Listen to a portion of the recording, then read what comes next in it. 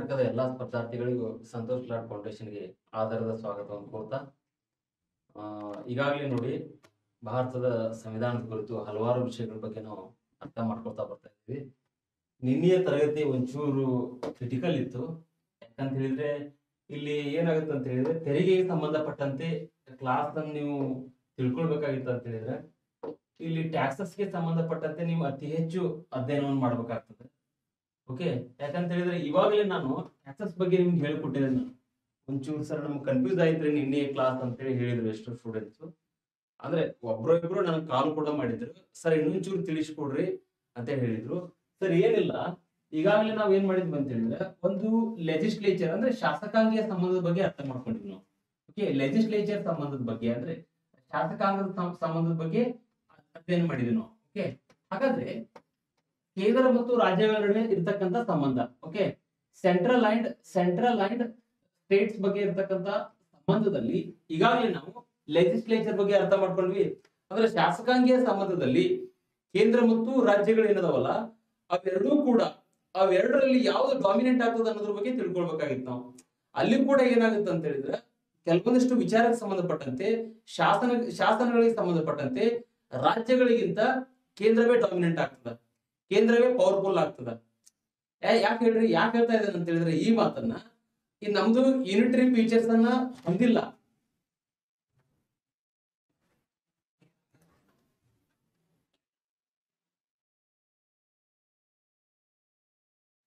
Okay, ಇಲ್ಲಿ ಹಣಕಾಸಿನ ಸಂಬಂಧದ ಬಗ್ಗೆ ನಾನು ಹೇಳ್ಕೊಡ್ತೇನೆ ನಿಮ್ಗೆ. ಈಗಾಗಲೇ ನಿನ್ನೆ ತರಗತಿಯಲ್ಲಿ ನಾನು ಹೇಳಿಕೊಟ್ಟಿದ್ದೇನೆ. ಆದ್ರೂ ಕೂಡ ಕೆಲವೊಂದಿಷ್ಟು ಕಾನ್ಸೆಪ್ಟ್ಗಳು ಕೂಡ ಇನ್ನೊಂಚೂರು ನಿಮಗೆ ಕ್ಲಿಯರಿಟಿ ಆಗ್ಲಿ ಅಂತೇಳಿ. ಈಗ ನೋಡ್ರಿ, ಸೆಂಟರ್ ಮತ್ತು ಸ್ಟೇಟ್ಸ್ ಬಗ್ಗೆ ನಾನೇನ್ ಹೇಳ್ಕೊಡ್ತಾ ಇದ್ದೀನಲ್ಲ, ಈ ಸಬ್ಜೆಕ್ಟ್ ಅನ್ನ ಏನ್ ಕಾನ್ಸ್ಟಿಟ್ಯೂಷನ್ ಏನ್ ಓದ್ತಾರಲ್ಲ ಹುಡುಗರು, ಬೇರೆ ಎಲ್ಲಾ ವಿಷಯನೂ ಓದ್ತಾರೆ ಕರೆ ಇದನ್ನ ಜಾಸ್ತಿ ಓದಕ್ ಹೋಗೋದಿಲ್ಲ.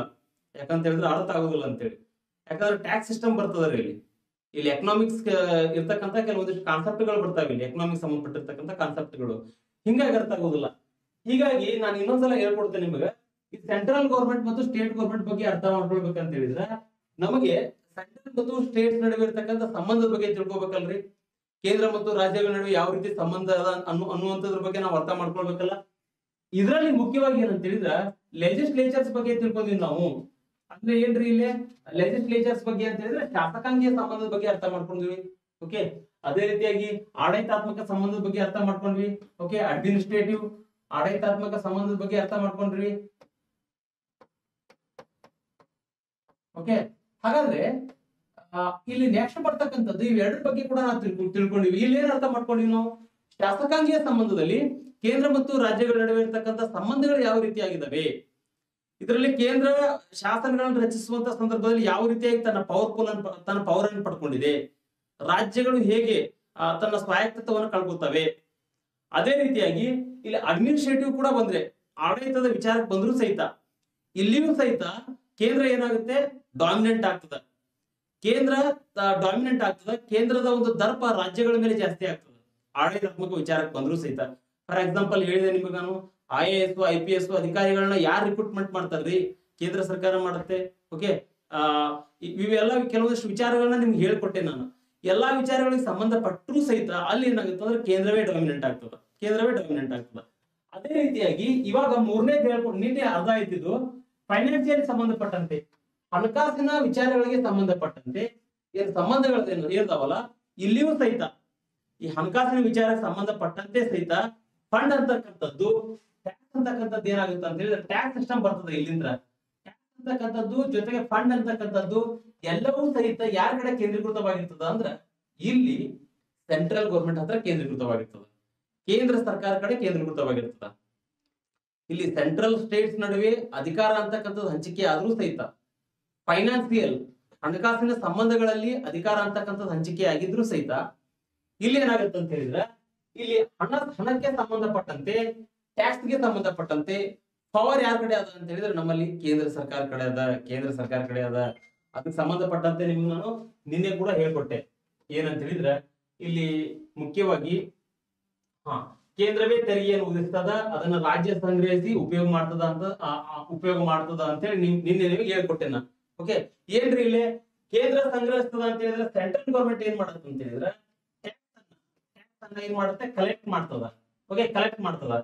ಕಲೆಕ್ಟ್ ಮಾಡಿರ್ತಕ್ಕಂಥ ಟ್ಯಾಕ್ಸ್ ಅನ್ನ ಸ್ಟೇಟ್ ಗೌರ್ಮೆಂಟ್ ಯೂಸ್ ಮಾಡ್ಕೊಳ್ತದ. ಸ್ಟೇಟ್ ಗೌರ್ಮೆಂಟ್ ಬಳಸ್ಕೊಳ್ತದ. ಅಂತ ಟ್ಯಾಕ್ಸ್ ಯಾವ್ದು ಅಂತ ಹೇಳಿದ್ರೆ, ಫಾರ್ ಎಕ್ಸಾಂಪಲ್ ಸ್ಟಾಂಪ್ ಡ್ಯೂಟೀಸ್ ಗಳಾಗಿರ್ಬೋದು. Stamp duties, okay, stamp duties ಗಳಾಗಿರ್ಬೋದು. ಓಕೆ, ಆಮೇಲೆ ಆಲ್ಕೋಹಾಲ್ ಹೊಂದಿರತಕ್ಕಂತಹ ಔಷಧಿಗಳಾಗಿರ್ಬೋದು. ಆಲ್ಕೋಹಾಲ್ ಅಂದ್ರೆ ನಮ್ಮಲ್ಲಿ ಮೆಡಿಸಿನ್ಸ್ ಗಳಿಗೂ ಕೂಡ ನಾವು ಆಲ್ಕೋಹಾಲ್ ಕಂಟೆಂಟ್ ಗಳನ್ನ ಯೂಸ್ ಮಾಡ್ತೇವೆ. ಆಲ್ಕೋಹಾಲ್ ಹೊಂದಿರತಕ್ಕಂತ ಮೆಡಿಸಿನ್ಸ್ ಗಳಾಗಿರ್ಬೋದು,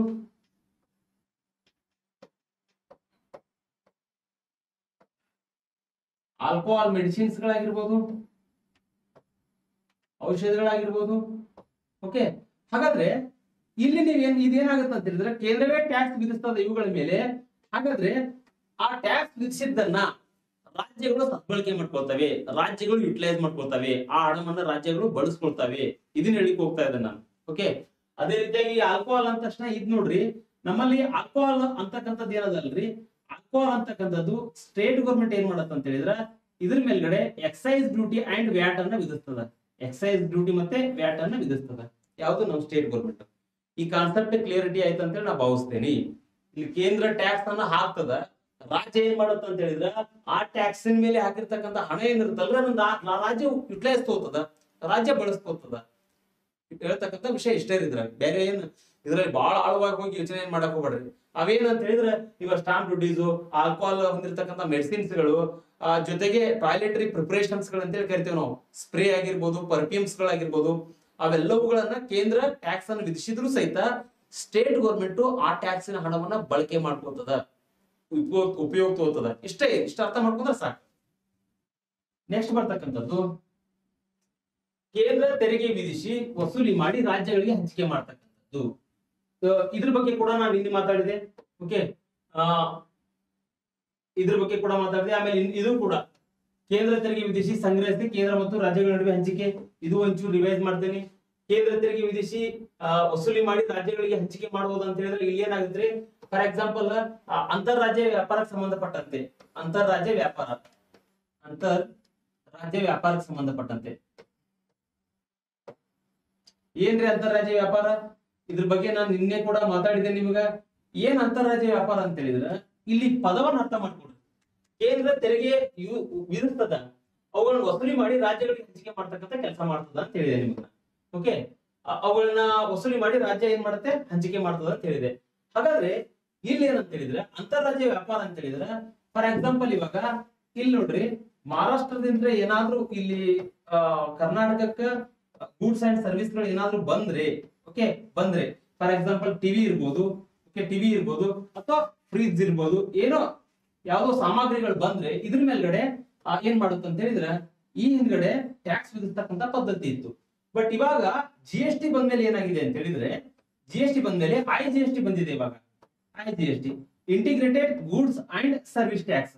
ಓಕೆ, ಹೀಗಾಗಿ ಇಲ್ಲೊಂಚೂರು ಮಾರ್ಪಾಡಾಗಿದೆ. ಪುಸ್ತಕದಲ್ಲಿ ಕೊಟ್ಟಿಲ್ಲ, ಬಟ್ ಇಲ್ಲಿ ಒಂಚೂರು ಮಾರ್ಪಾಡಾಗಿದೆ. ಏನ್ ಮಾರ್ಪಾಡಾಗಿದೆ ಅಂತ ಹೇಳಿದ್ರೆ, ಅಂತಾರಾಜ್ಯ ವ್ಯಾಪಾರಕ್ಕೆ ಸಂಬಂಧಪಟ್ಟಂತೆ IGST ಪ್ರಕಾರ, integrated goods and service tax ಪ್ರಕಾರ ಇಲ್ಲಿ ಏನಾಗುತ್ತೆ, ಕೇಂದ್ರ ಮತ್ತು ರಾಜ್ಯಗಳ ನಡುವೆ ಏನಾಗುತ್ತೆ, ತೆರಿಗೆ ಅಂತಕ್ಕಂಥದ್ದು, ಹಣ ಅಂತಕ್ಕಂಥದ್ದು ಹಂಚಿಕೆ ಆಗ್ತದೆ.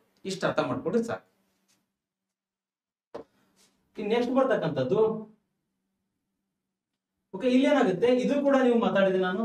ಇಲ್ಲಿ ಕೂಡ ಏನಂತ ಹೇಳಿದ್ರೆ, ಸೆಂಟ್ರಲ್ ಗೌರ್ಮೆಂಟ್ ಟ್ಯಾಕ್ಸ್ ಅನ್ನ ವಿಧಿಸ್ತದೆ. ಸೆಂಟ್ರಲ್ ಗೌರ್ಮೆಂಟ್ ಟ್ಯಾಕ್ಸ್ ಸಂಗ್ರಹಿಸ್ತದೆ.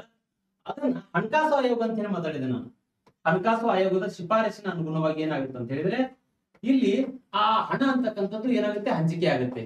ಏನ್ರಿ ಹಣಕಾಸು ಆಯೋಗ ಅಂತ ಹೇಳಿದ್ರೆ, ಇದನ್ನ ನಾವು ಹಣಕಾಸು ಆಯೋಗ ಅಂತ ಹೇಳಿದ್ರೆ, ರಾಷ್ಟ್ರಪತಿಯವರ ಇದನ್ನ ನೇಮಕ ಮಾಡ್ತಾರೆ, ಪ್ರೆಸಿಡೆಂಟ್ ನೇಮಕ ಮಾಡ್ತಾರೆ.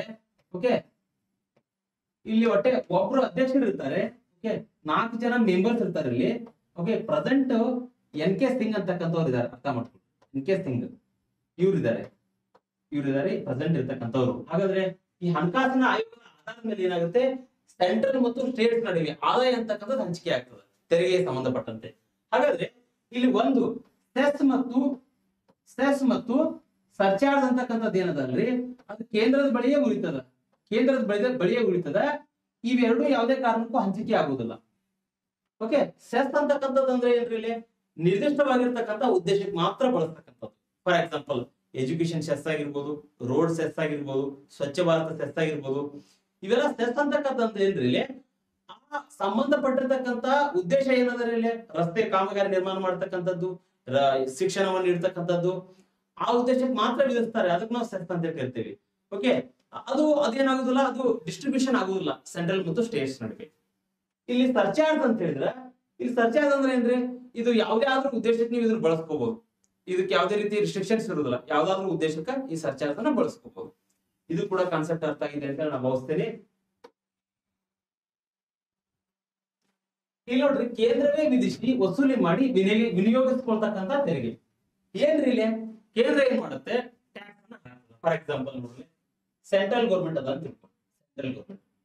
ಸೆಂಟ್ರಲ್ ಗೌರ್ಮೆಂಟ್ ಏನ್ ಮಾಡುತ್ತೆ, ಈ ಸೆಂಟ್ರಲ್ ಲಿಸ್ಟ್ ನಲ್ಲಿ ಇರ್ತಕ್ಕಂತಹ ಕೇಂದ್ರ ಪಟ್ಟಿಯಲ್ಲಿ ಇರ್ತಕ್ಕಂತಹ ವಿಷಯಗಳಿಗೆ ಸಂಬಂಧಪಟ್ಟಂತೆ ಟ್ಯಾಕ್ಸ್ ಅನ್ನು ಉಪಯೋಗಿಸ್ತದ. ಎಕ್ಸಾಂಪಲ್ ಇವಾಗ 100 ವಿಷಯಗಳಿದಾವೆ ಕೇಂದ್ರ ಪಟ್ಟಿಯಲ್ಲಿ. ಈ ವಿಷಯಗಳಿಗೆ ಸಂಬಂಧಪಟ್ಟಂತೆ ಕೇಂದ್ರ ಸರ್ಕಾರ ಏನ್ ಮಾಡುತ್ತೆ, ಟ್ಯಾಕ್ಸ್ ಅನ್ನ ಹಾಕ್ತದ. ಹಾಕಿ ಬಂದಿರತಕ್ಕಂತ ಹಣವನ್ನ ತಾನೇ ಉಪಯೋಗಿಸ್ತದ.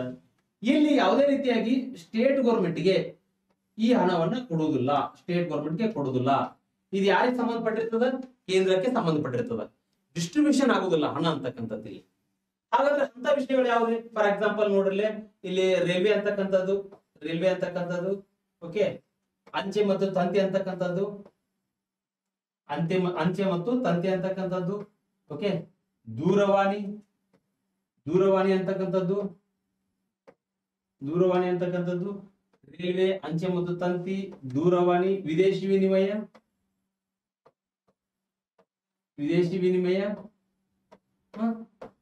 ವಿನಿಮಯ, ಈ ಮುಂತಾದ ವಿಷಯಗಳಿಗೆ ಸಂಬಂಧಪಟ್ಟಂತೆ ಸೆಂಟ್ರಲ್ ಗೌರ್ಮೆಂಟ್ ಏನ್ ಮಾಡುತ್ತೆ, ಟ್ಯಾಕ್ಸ್ ಅನ್ನ ಹಾಕ್ತದ.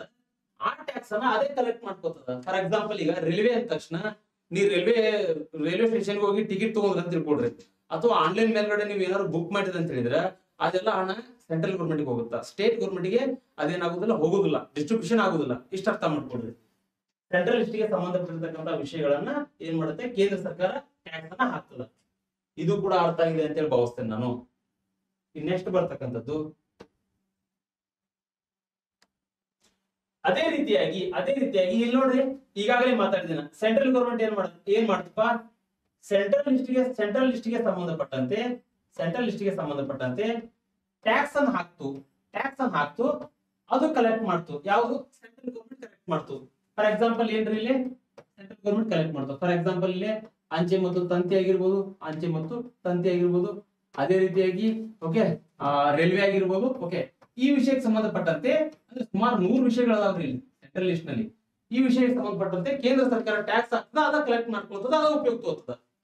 ಅದೇ ರೀತಿಯಾಗಿ ಇಲ್ಲಿ ರಾಜ್ಯ ಸರ್ಕಾರ ಏನ್ ಮಾಡುತ್ತೆ, ತೆರಿಗೆಯನ್ನು ವಿಧಿಸ್ತದ, ಅದೇ ಬಳಸ್ಕೊಳ್ತದ ಸ್ಟೇಟ್ ಲಿಸ್ಟ್ಗೆ ಸಂಬಂಧಪಟ್ಟಂತೆ. ಇದು ಒಂದು ಅರ್ಥ ಮಾಡ್ಕೊಂಡ್ರೆ ಮಾಡಿದೆ ನಾನು. ಇದು ಎರಡನೇದು ಅಂದ್ರೆ ರಾಜ್ಯ ಸರ್ಕಾರಕ್ಕೆ ಸಂಬಂಧಪಟ್ಟಂತೆ ಸ್ಟೇಟ್ ಗೌರ್ಮೆಂಟ್ಗೆ ಸಂಬಂಧಪಟ್ಟಂತೆ ಸ್ಟೇಟ್ ಗೌರ್ಮೆಂಟ್ ಏನ್ ಮಾಡುತ್ತಪ್ಪ, ಸ್ಟೇಟ್ ಲಿಸ್ಟ್ ನಲ್ಲಿ ಇರ್ತಕ್ಕಂತಹ 61 ವಿಷಯಗಳದಾವ. ಈಗ ಸ್ಟೇಟ್ ಲಿಸ್ಟ್ಗೆ ಸಂಬಂಧಪಟ್ಟಿರ್ತಕ್ಕಂಥ ವಿಷಯಗಳೇನಿದಾವಲ್ಲ, ಈ ವಿಷಯಗಳಿಗೆ ಸಂಬಂಧಪಟ್ಟಂತೆ ಟ್ಯಾಕ್ಸ್ ಆಗ್ತದ. ಟ್ಯಾಕ್ಸ್ ಹಾಕಿ ಇಲ್ಲಿಯೂ ಸಹಿತ ಸ್ಟೇಟ್ ಗೌರ್ಮೆಂಟ್ ಯೂಸ್ ತಗೋತದ. ಆ ಹಣವನ್ನ ಸ್ಟೇಟ್ ಗೌರ್ಮೆಂಟ್ ಬಳಸ್ಕೊಳ್ತದ. ಆದ್ರೆ ಯಾವುದೇ ಕಾರಣಕ್ಕೂ ಇಲ್ಲಿ ಸೆಂಟ್ರಲ್ ಗೌರ್ಮೆಂಟ್ಗೆ ಆ ಹಣವನ್ನ ಕೊಡುದಿಲ್ಲ, ಕೇಂದ್ರ ಸರ್ಕಾರಕ್ಕೆ ಕೊಡುದಿಲ್ಲ, ಆ ಹಣವನ್ನು ಕೊಡುದಿಲ್ಲ. ಇಲ್ಲಿ ಸ್ಟೇಟ್ ಗೌರ್ಮೆಂಟ್ಗೆ ಸೆಂಟ್ರಲ್ ಗೌರ್ಮೆಂಟ್ ಕೊಡುದಿಲ್ಲ. ಇಲ್ಲಿ ತಮ್ಮ ಹಿತಾಸಕ್ತಿಗೆ ಅನುಗುಣವಾಗಿ ಆ ಟ್ಯಾಕ್ಸ್ ಅನ್ನು ಏನು ವಿಧಿಸಿರ್ತಾವಲ್ಲ ಸೆಂಟ್ರಲ್ ಗೌರ್ಮೆಂಟ್, ಸ್ಟೇಟ್ ಗೌರ್ಮೆಂಟ್, ಅವೇ ಬಳಸ್ಕೊಳ್ತಾವ. ಅವೇ ಏನ್ ಮಾಡ್ಕೊತಾವ ಅಂತ ಹೇಳಿದ್ರೆ ಬಳಸ್ಕೊಳ್ತಾವ. ಕೇಂದ್ರ ಸರ್ಕಾರ ಬಳಸ್ಕೊಳ್ತದ, ರಾಜ್ಯ ಸರ್ಕಾರ ಬಳಸ್ಕೊಳ್ತದ. ಅಂತಹ ಟ್ಯಾಕ್ಸ್ ಯಾವ್ದು ಅಂತ ಹೇಳಿದ್ರೆ, ಫಾರ್ ಎಕ್ಸಾಂಪಲ್ ಇವಾಗ ಭೂ ಕಂದಾಯ ಅಂತಕ್ಕಂಥದ್ದಾಗಿರ್ಬೋದು, ಓಕೆ, ಕೃಷಿ ಅಂತಕ್ಕಂಥದ್ದಾಗಿರ್ಬೋದು, ಭೂ ಕಂದಾಯ, ಆಮೇಲೆ ಎಕ್ಸೈಸ್ ಡ್ಯೂಟಿ ಅಂತಕ್ಕಂಥದ್ದಾಗಿರ್ಬೋದು, ಎಕ್ಸೈಸ್ ಡ್ಯೂಟಿ ಅಂತಕ್ಕಂಥದ್ದಾಗಿರ್ಬೋದು, ಓಕೆ, ಎಕ್ಸೈಸ್ ಡ್ಯೂಟಿ ಆಗಿರ್ಬೋದು. ಜೊತೆಗೆ ಸಾರ್ವಜನಿಕ ನಿಗಮಗಳಾಗಿರ್ಬೋದು,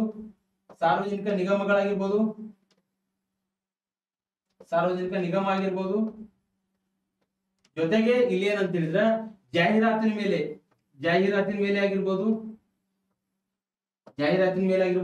ಈ ಮುಂತಾದ ವಿಷಯಕ್ಕೆ ಸಂಬಂಧಪಟ್ಟಂತೆ ಏನಾಗುತ್ತೆ, ಸ್ಟೇಟ್ ಗೌರ್ಮೆಂಟ್ ಟ್ಯಾಕ್ಸ್ ಆಗುತ್ತಲ್ಲಪ್ಪ. ಭೂಕಂದಾಯ ಅಗ್ರಿಕಲ್ಚರ್ ಮೇಲೆ ಟ್ಯಾಕ್ಸ್ ಆಗುತ್ತೆ ಸ್ಟೇಟ್ ಗೌರ್ಮೆಂಟ್, ಎಕ್ಸೈಸ್ ಡ್ಯೂಟಿ ಮೇಲೆ ಆಗುತ್ತೆ. ಫಾರ್ ಎಕ್ಸಾಂಪಲ್ ಇವಾಗ ಮದ್ಯದ ಮೇಲೆ, ಆಲ್ಕೋಹಾಲ್ ಮೇಲೆ ಯಾವ್ದಾಗುತ್ತೆ, ಸ್ಟೇಟ್ ಗೌರ್ಮೆಂಟ್ ಆಗುತ್ತಲ್ಲ.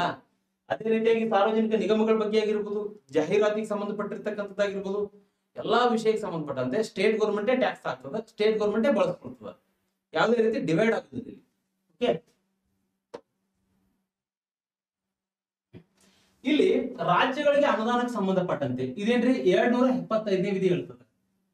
275ನೇ ವಿಧಿ ಏನ್ ಹೇಳುತ್ತೆ ಅಂತ ಹೇಳಿದ್ರೆ, ರಾಜ್ಯಗಳಿಗೆ ಅನುದಾನ ಯಾವ ರೂಪದೊಳಗಡೆ ಅದ ನಮ್ಮಲ್ಲಿ. ಫಾರ್ ಎಕ್ಸಾಂಪಲ್ ಇವಾಗ ಇಲ್ಲಿ ನೋಡ್ರಿ, 100% ನಲ್ಲಿ 67% ಏನದ ಅಂತ ಹೇಳಿದ್ರೆ ಸೆಂಟ್ರಲ್ ಗೌರ್ಮೆಂಟ್ ತನ್ನ ಬಳಿ ಅನುದಾನವನ್ನು ಹೊಂದಿರ್ತದೆ. ಕೇವಲ 33% ಮಾತ್ರ ಏನಂತ ಹೇಳಿದ್ರೆ ಸ್ಟೇಟ್ ಗೌರ್ಮೆಂಟ್ ತನ್ನ ಬಳಿ ಅನುದಾನವನ್ನು ಹೊಂದಿರ್ತದೆ. ಇಷ್ಟಕ್ಕೊಂದು ಅನುದಾನವನ್ನ ಕೇಂದ್ರ ಸರ್ಕಾರದ ಬಳಿನೇ ಇರ್ತದ. 67% ಅನುದಾನ ಏನದ ಅಲ್ರಿ, ಅದು ಕೇಂದ್ರ ಸರ್ಕಾರದ ಬಳಿನೇ ಇರ್ತದ. ಕೇವಲ 33% ಅನುದಾನ ಅಂತಕ್ಕಂಥದ್ದು ಏನದಲ್ಲ, ಕೇವಲ ಇಲ್ಲಿ ರಾಜ್ಯ ಸರ್ಕಾರದ ಬಳಿನೇ ಇರ್ತದ. ಅಷ್ಟೊಂದು ಪವರ್ಫುಲ್ ಏನದ ಅಂತ ಹೇಳಿದ್ರೆ ಇಲ್ಲಿ ಸೆಂಟ್ರಲ್ ಗೌರ್ಮೆಂಟ್ ಆಗ್ತದ. ಓಕೆ, ಆ ಉದ್ದೇಶಕ್ಕೋಸ್ಕರ ಏನ್ ಹೇಳಿದ್ದಾರೆ ಡಾಕ್ಟರ್ ಬಿ ಆರ್ ಅಂಬೇಡ್ಕರ್ ಅವರು, India is indestructible union of destructible state ಅಂತ ಕರೆದಿದ್ದಾರೆ. ಕರೀಲಿಕ್ಕೆ ಉದ್ದೇಶ ಏನಂತ ಹೇಳಿದ್ರೆ, ಯೂನಿಟರಿ ಫೀಚರ್ಸ್ ನಮ್ಮಲ್ಲಿ ಆಕ್ಚುಲಿ ಇರೋದು, ಅದು ಆಕ್ಚುಲಿ ಫೆಡರಲ್ ಫೀಚರ್ಸ್ ಅಂತ ಕರೀತಾರೆ, ನಾವು ಕರಿತಾ ಇದ್ದೇವೆ ನಾವು. ಅದಿಲ್ಲ ನಮ್ಮಲ್ಲಿ. ಅತಿ ಹೆಚ್ಚು ಪವರ್ ಅಂತಕ್ಕಂಥದ್ದು, ಅಧಿಕಾರ ಅಂತಕ್ಕಂಥದ್ದು ಕೇಂದ್ರದ ಬಳಿನ ಅದ. ಹಾಗಾದ್ರೆ ಇಲ್ಲಿ ಸೆಂಟ್ರಲ್ ಗೌರ್ಮೆಂಟ್ ಬುಡಕಟ್ಟು ಸಮುದಾಯಗಳಿಗೆ ಸಂಬಂಧಪಟ್ಟಂತೆ ಅನುದಾನವನ್ನು ನೀಡಬಹುದು. ಬುಡಕಟ್ಟು ಸಮುದಾಯಗಳಿಗೆ ಸಂಬಂಧಪಟ್ಟಂತೆ ಸೆಂಟ್ರಲ್ ಗೌರ್ಮೆಂಟ್ ಏನ್ ಮಾಡ್ಬೋದು, ಅನುದಾನವನ್ನು ನೀಡಬಹುದು. ಯಾಕೆ ಹೇಳ್ರಿ, ಆ ಬುಡಕಟ್ಟು ಸಮುದಾಯಗಳಿಗೆ ಅವರ ನಾಗರಿಕತೆಯ ಒಂದು ಸ್ಪರ್ಶ ಇರುವುದಿಲ್ಲ, ಅವುಗಳಿಗೆ ಸಮಾಜಮುಖಿಯಾಗಿ ತರಬೇಕನ್ನೋ ಉದ್ದೇಶಕ್ಕೋಸ್ಕರ ಸೆಂಟ್ರಲ್ ಗೌರ್ಮೆಂಟ್ ಬುಡಕಟ್ಟು ಸಮುದಾಯಗಳ ಅಭಿವೃದ್ಧಿಗೋಸ್ಕರ ಅನುದಾನವನ್ನು ನೀಡಬಹುದು. ಅದು ಏನಂತ ಹೇಳಿದ್ರೆ ಸೆಂಟ್ರಲ್ ಗೌರ್ಮೆಂಟ್ ನ ಒಂದು ಪವರ್, ಅದರ ಒಂದು ಪವರ್ ಅದು. ಹಾಗಾದ್ರೆ ಇಲ್ಲಿ ರಾಜ್ಯಗಳಿಗೆ ಅನುದಾನಕ್ಕೆ ಸಂಬಂಧಪಟ್ಟಂತೆ ಅರ್ಥ ಆಯ್ತಂತೆ ನಾನು ಭಾವಿಸಿದ್ದೇನೆ. ಇಲ್ಲಿ ಇನ್ನೊಂದೇನಂದ್ರೆ ಓಕೆ, ಇಲ್ಲಿ ಹೇಳಿದ್ರೆ ತುರ್ತು ಅನುದಾನ ಅಂತ ಕರಿತೇವೆ ನಾವು, ಎಮರ್ಜೆನ್ಸಿ. ಫಾರ್ ಎಕ್ಸಾಂಪಲ್ ಇವಾಗ ಇಲ್ಲಿ ನೋಡ್ರಿ, ಈ 2020 ಅವಧಿ ಒಳಗಡೆ ಏನಾಗಿತ್ತು ಅಂತ ಹೇಳಿದ್ರೆ, ಓಕೆ, ಇಲ್ಲಿ ತುರ್ತು ಅನುದಾನ ಅಂತ ಹೇಳಿದ್ರೆ ಯಾವ ರೀತಿ ಅರ್ಥ ಮಾಡ್ಕೊಳ್ಬೇಕಂತ ಹೇಳಿದ್ರೆ, ಫಾರ್ ಎಕ್ಸಾಂಪಲ್ ಇವಾಗ ಉತ್ತರ ಕರ್ನಾಟಕದಲ್ಲಿ, ಓಕೆ, ಉತ್ತರ ಕರ್ನಾಟಕದಲ್ಲಿ, ಓಕೆ, ಇಲ್ಲಿ ಉತ್ತರ ಕರ್ನಾಟಕದಲ್ಲಿ ಏನಾಯ್ತು ಅಂತ ಹೇಳಿದ್ರೆ, ಇಲ್ಲಿ ಏನೋ ಕೆಲವು ಸಂದರ್ಭದಲ್ಲಿ ಬರಗಾಲ ಬಿತ್ತು, ಬರಗಾಲ ಆಗಿರ್ಬೋದು, ಓಕೆ, ನೆರೆ ಹಾವಳಿ ಆಗಿರ್ಬೋದು, ಓಕೆ, ಅಥವಾ ಪ್ರಕೃತಿ ವಿಕೋಪಗಳಾಗಿರ್ಬೋದು,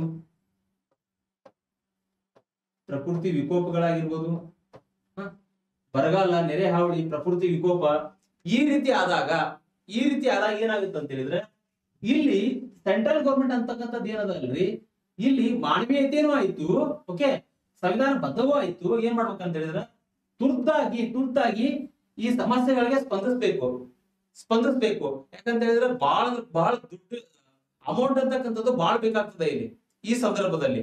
ಅವಾಗ ಏನ್ ಮಾಡ್ಬೇಕು, ಸೆಂಟ್ರಲ್ ಗೌರ್ಮೆಂಟ್ ಇಲ್ಲಿ ಹಣವನ್ನು ನೀಡ್ತಕ್ಕಂಥ ಕೆಲಸ ಮಾಡ್ಬೇಕು ಸೆಂಟ್ರಲ್ ಗೌರ್ಮೆಂಟ್. ಇದು ಕರ್ನಾಟಕಕ್ಕೆ ಒಂದೇ ಸಂಬಂಧಪಟ್ಟಿರ್ತಕ್ಕಂಥದ್ದಲ್ಲ, ನಮ್ಮಲ್ಲಿ ಮಳೆಯಾಗಿ, ಪ್ರವಾಹ ಆಗಿ ಅನೇಕ ರೀತಿಯ ರಾಜ್ಯಗಳು ಏನಾಗ್ತವೆ, ಸಮಸ್ಯೆಯಲ್ಲಿ ಸಿಕ್ಕೋತವೆ. ಓಕೆ, ಅದರಲ್ಲಿ ಅತಿ ಹೆಚ್ಚು ಇದೇನು ಅಲ್ಲ, ನಮ್ಮ ದಕ್ಷಿಣ ಭಾರತದಲ್ಲಿರ್ತಕ್ಕಂಥ ಸಮಸ್ಯೆ ಏನು ಅಲ್ಲ. ಪ್ರತಿ ವರ್ಷ ಇಲ್ಲಿ ಉತ್ತರ ಭಾರತದಲ್ಲಿ ಏನದಲ್ರಿ, ನಾರ್ತ್ ಇಂಡಿಯಾದಲ್ಲಿ ಅತಿ ಹೆಚ್ಚು ಸಮಸ್ಯೆಗಳಾಗ್ತಾ ಇದಾವೆ. ಯಾಕಂತ ಹೇಳಿದ್ರೆ ಅತಿ ಹೆಚ್ಚು ನದಿಗಳ ಉಗಮ ಸ್ಥಾನ ಅಲ್ಲೇ ಆಗ್ತಾ ಇರೋದು. ಹೀಗಾಗಿ ಅಲ್ಲಿ ಪ್ರವಾಹ ಏನಾದ್ರು ಆತಂತ ಹೇಳಿದ್ರೆ ಅನೇಕ ರಾಜ್ಯಗಳು ಏನಾಗ್ತವೆ, ಕೊಂಚ ಹೋಗ್ತವೆ. ಫಾರ್ ಎಕ್ಸಾಂಪಲ್ ನಿಮ್ಗೆ ಉತ್ತರಾಖಂಡ ಗೊತ್ತಿರ್ಬೋದು, ಉತ್ತರಾಖಂಡದಲ್ಲಿ ಇದೇ ರೀತಿ ಸಮಸ್ಯೆಯಾಗಿ ಇಡೀ ವಿಶ್ವ ಮಟ್ಟದಲ್ಲಿ ಚರ್ಚೆ ಆಗಿತ್ತು. ಈ ರೀತಿ ಆದಾಗ ಕೇಂದ್ರ ಸರ್ಕಾರ ಏನ್ ಮಾಡ್ಬೇಕಪ್ಪ, ಅಲ್ಲಿ ತುರ್ತು ಅನುದಾನ ಅಂತ ಹೇಳಿ ಕೊಡ್ಬೇಕು. ತುರ್ತು ಅನುದಾನ ಅಂತ ಹೇಳಿದ್ರೆ ಏನು, ಅಲ್ಲಿ ಹಣವನ್ನು ಕೊಡೋದ್ರ ಮೂಲಕವಾಗಿ ಮಾನವೀಯತೆ ಆಧಾರದ ಮೇಲೆ ಅಲ್ಲಿರ್ತಕ್ಕಂಥ ಜನಗಳಿಗೆ ವಸತಿ ಕಲ್ಪಿಸ್ತಕ್ಕಂಥ ಕೆಲಸ ಮಾಡ್ಬೇಕು. ಜೀವನಾವಶ್ಯಕ ವಸ್ತುಗಳು ಏನದಾವಲ್ಲ ಅವುಗಳನ್ನ ಕೇಂದ್ರ ಕೊಡ್ಬೇಕು. ಅವೆಲ್ಲವುಗಳನ್ನ ಮಾಡ್ತಕ್ಕಂಥ ಕೆಲಸ ಯಾವ್ದದ, ಸೆಂಟ್ರಲ್ ಗೌರ್ಮೆಂಟ್ ಅದ್ದು. ಅರ್ಥ ಮಾಡ್ಕೊಡ್ರಿ, ಇದಕ್ಕೆ ನಾವು ತುರ್ತು ಅನುದಾನ ಅಂತ ಹೇಳ್ತೇವೆ. ಇದು ಕೂಡ ಅರ್ಥ ಆಗಿದೆ ಅಂತ ಹೇಳಿ ಭಾವಿಸ್ತೇನೆ ನಾನು. ಇಲ್ಲಿ ವಿಶೇಷ ಗುಂಪಿನ ರಾಜ್ಯಗಳು, ಸ್ಪೆಷಲ್ ಕ್ಯಾಟಗರಿ ಸ್ಟೇಟ್ಸ್ ಅಂತ ಹೇಳ್ತೀವಿ ನಾವು. ಇಲ್ಲಿ ನೋಡ್ರಿ, ವಿಶೇಷ ಗುಂಪಿನ ರಾಜ್ಯಗಳು ಅಂತ ಹೇಳಿದ್ರೆ ಇಲ್ಲಿ ಜಮ್ಮು ಕಾಶ್ಮೀರ ಆಗಿರ್ಬೋದು,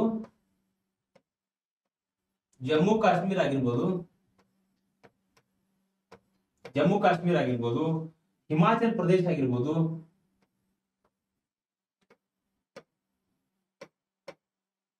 ಹಿಮಾಚಲ್ ಪ್ರದೇಶ ಆಗಿರ್ಬೋದು, ಸಿಕ್ಕಿಂ ಆಗಿರ್ಬೋದು, ಆಸಾಂ ಆಗಿರ್ಬೋದು,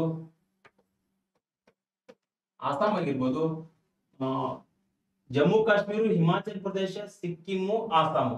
ಓಕೆ, ಇಲ್ಲೇನಾಗುತ್ತೆ, ಮತ್ತೆ ಇನ್ನೊಂದು ಉತ್ತರಾಂಚಲ.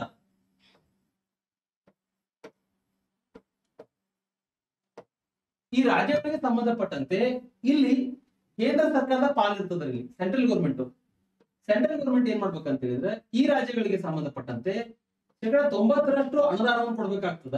ಓಕೆ, ಅದೇ ರೀತಿಯಾಗಿ 10% ಅಷ್ಟು ಇಲ್ಲಿ ಸಾಲವನ್ನು ಇಡ್ತಕ್ಕಂತ ಕೆಲಸ ಮಾಡ್ಬೇಕು, ಸೆಂಟ್ರಲ್ ಗೌರ್ಮೆಂಟ್ ಮಾಡ್ಬೇಕು. ಯಾಕೆ ಮಾಡ್ಬೇಕು ಹೇಳ್ರಿ? ಈ ಜಮ್ಮು ಕಾಶ್ಮೀರ ಆಗಿರ್ಬೋದು, ಹಿಮಾಚಲ್ ಪ್ರದೇಶ ಆಗಿರ್ಬೋದು, ಇವೆಲ್ಲ ಈಶಾನ್ಯ ರಾಜ್ಯಗಳ್ರಿ. ಇವು ಅಭಿವೃದ್ಧಿಯನ್ನು ಹೊಂದಿಲ್ಲ. ಕೆಲವು ಒಂದು ಸಂದರ್ಭದಲ್ಲಿ ಏನಂತ ಹೇಳಿದ್ರೆ ಅಲ್ಲಿ ಒಪ್ಪಂದಗಳ ಆಧಾರದ ಮೇಲೆ ಈ ರಾಜ್ಯಗಳನ್ನ ನಾವೇನ್ ಮಾಡ್ಕೊಂಡಿದ್ದೀವಿ, ಭಾರತದ ಒಕ್ಕೂಟಕ್ಕೆ ಸೇರಿಸ್ಕೊಂಡಿದ್ದೀವಿ. ಈ ಆಧಾರದಲ್ಲಿ ಅಲ್ಲಿ ಏನ್ ಮಾಡ್ಬೇಕು, ಆಕ್ಚುಲಿ ಸೆಂಟ್ರಲ್ ಗೌರ್ಮೆಂಟ್ ಏನ್ ಮಾಡ್ಬೇಕಂತ ಹೇಳಿದ್ರೆ ಆ ರಾಜ್ಯಗಳಿಗೆ ಅನುದಾನವನ್ನು ನೀಡಬೇಕು, ಜೊತೆಗೆ ಅಲ್ಲಿ ಏನ್ ಮಾಡ್ಬೇಕು, ಆ ರಾಜ್ಯಗಳಿಗೆ ಸಾಲ ನೀಡ್ತಕ್ಕಂಥ ಕೆಲಸ ಸೆಂಟ್ರಲ್ ಗೌರ್ಮೆಂಟ್ಗೆ ಸಂಬಂಧಪಟ್ಟಿದೆ. ಯಾಕೆ ಹೇಳ್ರಿ? ಆ ರಾಜ್ಯಗಳನ್ನ ಅಭಿವೃದ್ಧಿ ಮಾಡ್ತಕ್ಕಂಥ ಕರ್ತವ್ಯ. ಓಕೆ, ಇಷ್ಟ ಅರ್ಥ ಆಯ್ತು ಅಂತ ಹೇಳಿ ನಾ ಭಾವಿಸ್ತೇನೆ. ಇವಾಗ ಹಣಕಾಸಿನ ತುರ್ತು ಪರಿಸ್ಥಿತಿ ಇಲ್ಲಿ ನೋಡ್ರಿ. ಇಲ್ಲಿಯೂ ಕೂಡ ನಾನು ಏನ್ ಮಾತಾಡ್ತಾ ಏನ್ ಹೋಗ್ತಾ ಇದ್ದೇನಲ್ಲ, ಇದ್ರ ಉದ್ದೇಶ ಒಂದೇ. ಇಲ್ಲಿ ಅಧಿಕಾರ ಆಗಿರ್ಬೋದು, ಟ್ಯಾಕ್ಸ್ಗೆ ಸಂಬಂಧಪಟ್ಟಿದ್ದಾಗಿರ್ಬೋದು, ಓಕೆ, ಶಾಸನಾತ್ಮಕ ಬದಲಾವಣೆಗಳಾಗಿರ್ಬೋದು, ಎಲ್ಲಾ ಒಂದು ಆಡಳಿತ ವ್ಯವಸ್ಥೆಯಲ್ಲಿಯೂ ಸಹಿತ ರಾಜ್ಯ ಮತ್ತು ಕೇಂದ್ರ ಸರ್ಕಾರದ ನಡುವೆ ಇರತಕ್ಕಂತ ಸಂಬಂಧ. ಇಲ್ಲಿ ಏನ್ ಮಾಡ್ತಾ ಇದ್ದೇವೆ ನಾವು ಅಂತ ಹೇಳಿದ್ರೆ, ಇಲ್ಲಿ ಹಣಕಾಸಿನ ವಿಚಾರಕ್ಕೆ ಸಂಬಂಧಪಟ್ಟಂತೆ ಸಹಿತ ಅತಿ ಹೆಚ್ಚು ಡಾಮಿನೆಂಟ್ ಯಾವ್ದು ಅಂತ ಹೇಳಿದ್ರೆ ಸೆಂಟ್ರಲ್ ಗೌರ್ಮೆಂಟ್ ಅದ. ಅತಿ ಹೆಚ್ಚು ಡಾಮಿನೆಂಟ್ ಸೆಂಟ್ರಲ್ ಗೌರ್ಮೆಂಟ್ ಅದ. ಸ್ಟೇಟ್ ಗೌರ್ಮೆಂಟ್ ಗೆ ಅತಿ ಹೆಚ್ಚು ಪವರ್ ನೀಡಲಾಗಿದೆ. ಈಗಾಗಲೇ ನಾ ಹೇಳ್ತಕ್ಕಂಥ ವಿಷಯ ನೋಡಿದ್ರೆ ನಿಮ್ಗೆ ಮನವರಿಕೆ ಆಗುತ್ತಾ? ನಾ ಏನ್ ಹೇಳ್ಕೊಡ್ತಾ ಇದ್ದೇನಲ್ಲ ನಿಮ್ಗ, ಈ ವಿಚಾರದಲ್ಲಿ ನಿಮ್ಗೆ ಮನವರಿಕೆ ಆಗುತ್ತೆ. ಹೌದಪ್ಪ, ಸೆಂಟ್ರಲ್ ಗೌರ್ಮೆಂಟೇ ಪವರ್ ಹೊಂದಿದೆ, ಸ್ಟೇಟ್ ಗೌರ್ಮೆಂಟ್ ಅತಿ ಹೆಚ್ಚು ಪವರ್ ಅನ್ನು ಹೊಂದಿದೆ. ಫೈನಾನ್ಸಿಗೆ ಸಂಬಂಧಪಟ್ಟಂತೆ, ಅಡ್ಮಿನಿಸ್ಟ್ರೇಟಿವ್ ಸಂಬಂಧಪಟ್ಟಂತೆ, ಲೆಜಿಸ್ಲೇಚರ್ಗೆ ಸಂಬಂಧಪಟ್ಟಂತೆ. ಈಗ ಮುಂದೆ ಹೇಳ್ತೇನೆ ನಾನು, ಎಲ್ಲಾ ರಾಜ್ಯಗಳು ಸಿಡ್ದಾಡ್ ಬಿಡ್ತಾವೆ. ಈ ರೀತಿ ಆಗ್ತಾ ಹೋಗ್ಬಿಟ್ರೆ ನಮ್ಮ ಸ್ವಾಯತ್ತತೆ ಧಕ್ಕೆ ಬರುತ್ತೆ ಅಂತೇಳಿ ಅದ್ರ ಬಗ್ಗೆ ಮಾತಾಡ್ತೇನೆ ನಾನು. ಅದೊಂದು ರಾಜ್ಯಗಳಿಗೆ ಸಂಬಂಧಪಟ್ಟಿರ್ತಕ್ಕಂಥ ಕೆಲವೊಂದಿಷ್ಟು ಕಮಿಟಿಗಳು ಬರ್ತವೆ, ಅದ್ರ ಬಗ್ಗೆನೂ ಹೇಳ್ಕೊಡ್ತೇನೆ. ಈಗ ಇನ್ನೊಂದು ಪಾಯಿಂಟ್ ಏನಂದ್ರ ಹಣಕಾಸಿನ ತುರ್ತು ಪರಿಸ್ಥಿತಿ. ಇಲ್ಲಿ ಕೂಡ ಏನಾಗುತ್ತೆ ಅಂತ ಹೇಳಿದ್ರೆ ಸೆಂಟ್ರಲ್ ಗೌರ್ಮೆಂಟ್ ಡಾಮಿನೆಂಟ್ ಆಗ್ತದೆ. ಈ ಹಣಕಾಸಿನ ತುರ್ತು ಪರಿಸ್ಥಿತಿಯನ್ನ ಇದುವರೆಗೂ ಯಾವತ್ತೂ ಕೂಡ ಘೋಷಣೆ ಮಾಡಿಲ್ಲ. ಒಂದ್ ವೇಳೆ ಘೋಷಣೆ ಮಾಡಿಲ್ಲ ಅಂತ ಹೇಳಿದ್ರೆ ಇಲ್ಲಿ ಏನಾಗುತ್ತೆ ಅಂತ ಹೇಳಿದ್ರೆ ಸ್ಟೇಟ್ ಗೌರ್ಮೆಂಟ್ ನ ಹತೋಟಿಯನ್ನ ಸೆಂಟ್ರಲ್ ಗೌರ್ಮೆಂಟ್ ಪಡ್ಕೊಳ್ತದೆ. ಇಲ್ಲಿ ಏನಾಗುತ್ತೆ, ಸ್ಟೇಟ್ ಗೌರ್ಮೆಂಟ್ ರಾಜ್ಯ ಸರ್ಕಾರದಲ್ಲಿ ಇರ್ತಕ್ಕಂಥ ನೌಕರರ ವೇತನವನ್ನ ನೌಕರರ ವೇತನ ಕಟ್ ಆಗುತ್ತೆ. ಜೊತೆಗೆ ಇಲ್ಲಿ ಹೈಕೋರ್ಟ್ ನ್ಯಾಯಾಧೀಶರ ವೇತನವನ್ನು ಕಟ್ ಮಾಡಲಾಗ್ತದೆ. ಹೈಕೋರ್ಟ್ ನ್ಯಾಯಾಧೀಶರ ವೇತನವನ್ನು ಕಟ್ ಮಾಡಲಾಗ್ತದೆ. ಓಕೆ, ನ್ಯಾಯಾಧೀಶರ ವೇತನ ಕಟ್ ಆಗುತ್ತೆ. ಓಕೆ, ಈ ಎಮರ್ಜೆನ್ಸಿ ಸಿಚುವೇಶನ್ ನಿಮ್ಗ ಏನದಲ್ರಿ, ಈ ಸಿಚುವೇಶನ್ ಅಲ್ಲಿ ಎಲ್ಲಾ ಅಧಿಕಾರ ಅಂತಕ್ಕಂಥದ್ದು ಕೇಂದ್ರದ ಬಳಿ ಹೋಗ್ಬಿಡ್ತದ. ರಾಜ್ಯಗಳು ಕೇಂದ್ರದ ಪ್ರಕಾರ ನಡ್ಕೊಳ್ಬೇಕಾಗ್ತದ. ಕೇಂದ್ರ ಏನ್ ಹೇಳುತ್ತಲ್ಲ ಅದನ್ನ ಕೇಳ್ಬೇಕಾಗ್ತದ. ಇಲ್ಲಿ ಅಧಿಕಾರ ಅಂತಕ್ಕಂಥದ್ದು ಯಾರ ಕಡೆ ಬರುತ್ತೆ ಅಂತ ಹೇಳಿದ್ರೆ ಇಲ್ಲಿ ಸ್ಟೇಟ್ ಲೆಜಿಸ್ಲೇಚರ್ ಅಂತಕ್ಕಂಥದ್ದು ಏನದಲ್ರಿ, ಇದು ಅಮಾನತಿನಲ್ಲಿ ಇಡ್ಲಾಗ್ತದೆ. ಇದು ಅಮಾನತಿನಲ್ಲಿ ಹೋಗ್ತದ. ಅಮಾನತ್ತು ಈ ಪದವನ್ನ ಯಾಕೆ ಬಳಕೆ ಮಾಡ್ತಾ ಇದ್ದಾನೆ ಅಂತ ಹೇಳಿದ್ರೆ 356 ಅಂದ್ರೆ 356ನೇ ಒಂದು ವಿಧಿಯಡಿಯಲ್ಲಿ ಅಧಿಕಾರ ದುರುಪಯೋಗ ಆದಾಗ ಇಲ್ಲಿ SR ಬೊಮ್ಮಾಯಿ ಕೇಸ್ ಬರ್ತದೆ. SR ಬೊಮ್ಮಾಯಿ ಕೇಸ್ ನಲ್ಲಿ ಏನಾಗುತ್ತೆ ಅಂತ ಹೇಳಿದ್ರೆ ಸುಪ್ರೀಂ ಕೋರ್ಟ್ ಒಂದು ತೀರ್ಪು ನೀಡ್ತದ. ಏನ್ ತೀರ್ಪು ನೀಡ್ತದ ಅಂತ ಹೇಳಿದ್ರೆ ಸುಪ್ರೀಂ ಕೋರ್ಟ್ ನೀವು ಯಾವುದೇ ಕಾರಣಕ್ಕೂ ವಿಧಾನಸಭೆಯನ್ನ ನೀವೇನ್ ಮಾಡುವಂಗಿಲ್ಲ, ವಿಸರ್ಜನೆ ಮಾಡುವಂಗಿಲ್ಲ, ಆ ಪವರ್ ನಿಮಗಿಲ್ಲ. ಓಕೆ, ನೀವು ಅಮಾನತಿನಲ್ಲಿ ಇಡಬಹುದು ಅಂತೇಳಿ ಇಲ್ಲಿ SR ಬೊಮ್ಮಾಯಿ ಕೇಸ್ ನಲ್ಲಿ ಸುಪ್ರೀಂ ಕೋರ್ಟ್ ಹೇಳ್ತದ. ಆದ್ರೆ ಅಷ್ಟೊಂದು ಪವರ್ ಅನ್ನ ಕೇಂದ್ರ ಸರ್ಕಾರ ಪಡ್ಕೊಂಡಿರ್ತದ. ಆರ್ಟಿಕಲ್ 356 ತುಂಬಾ ದುರುಪಯೋಗ ಆಗ್ತಾ ಇದೆ.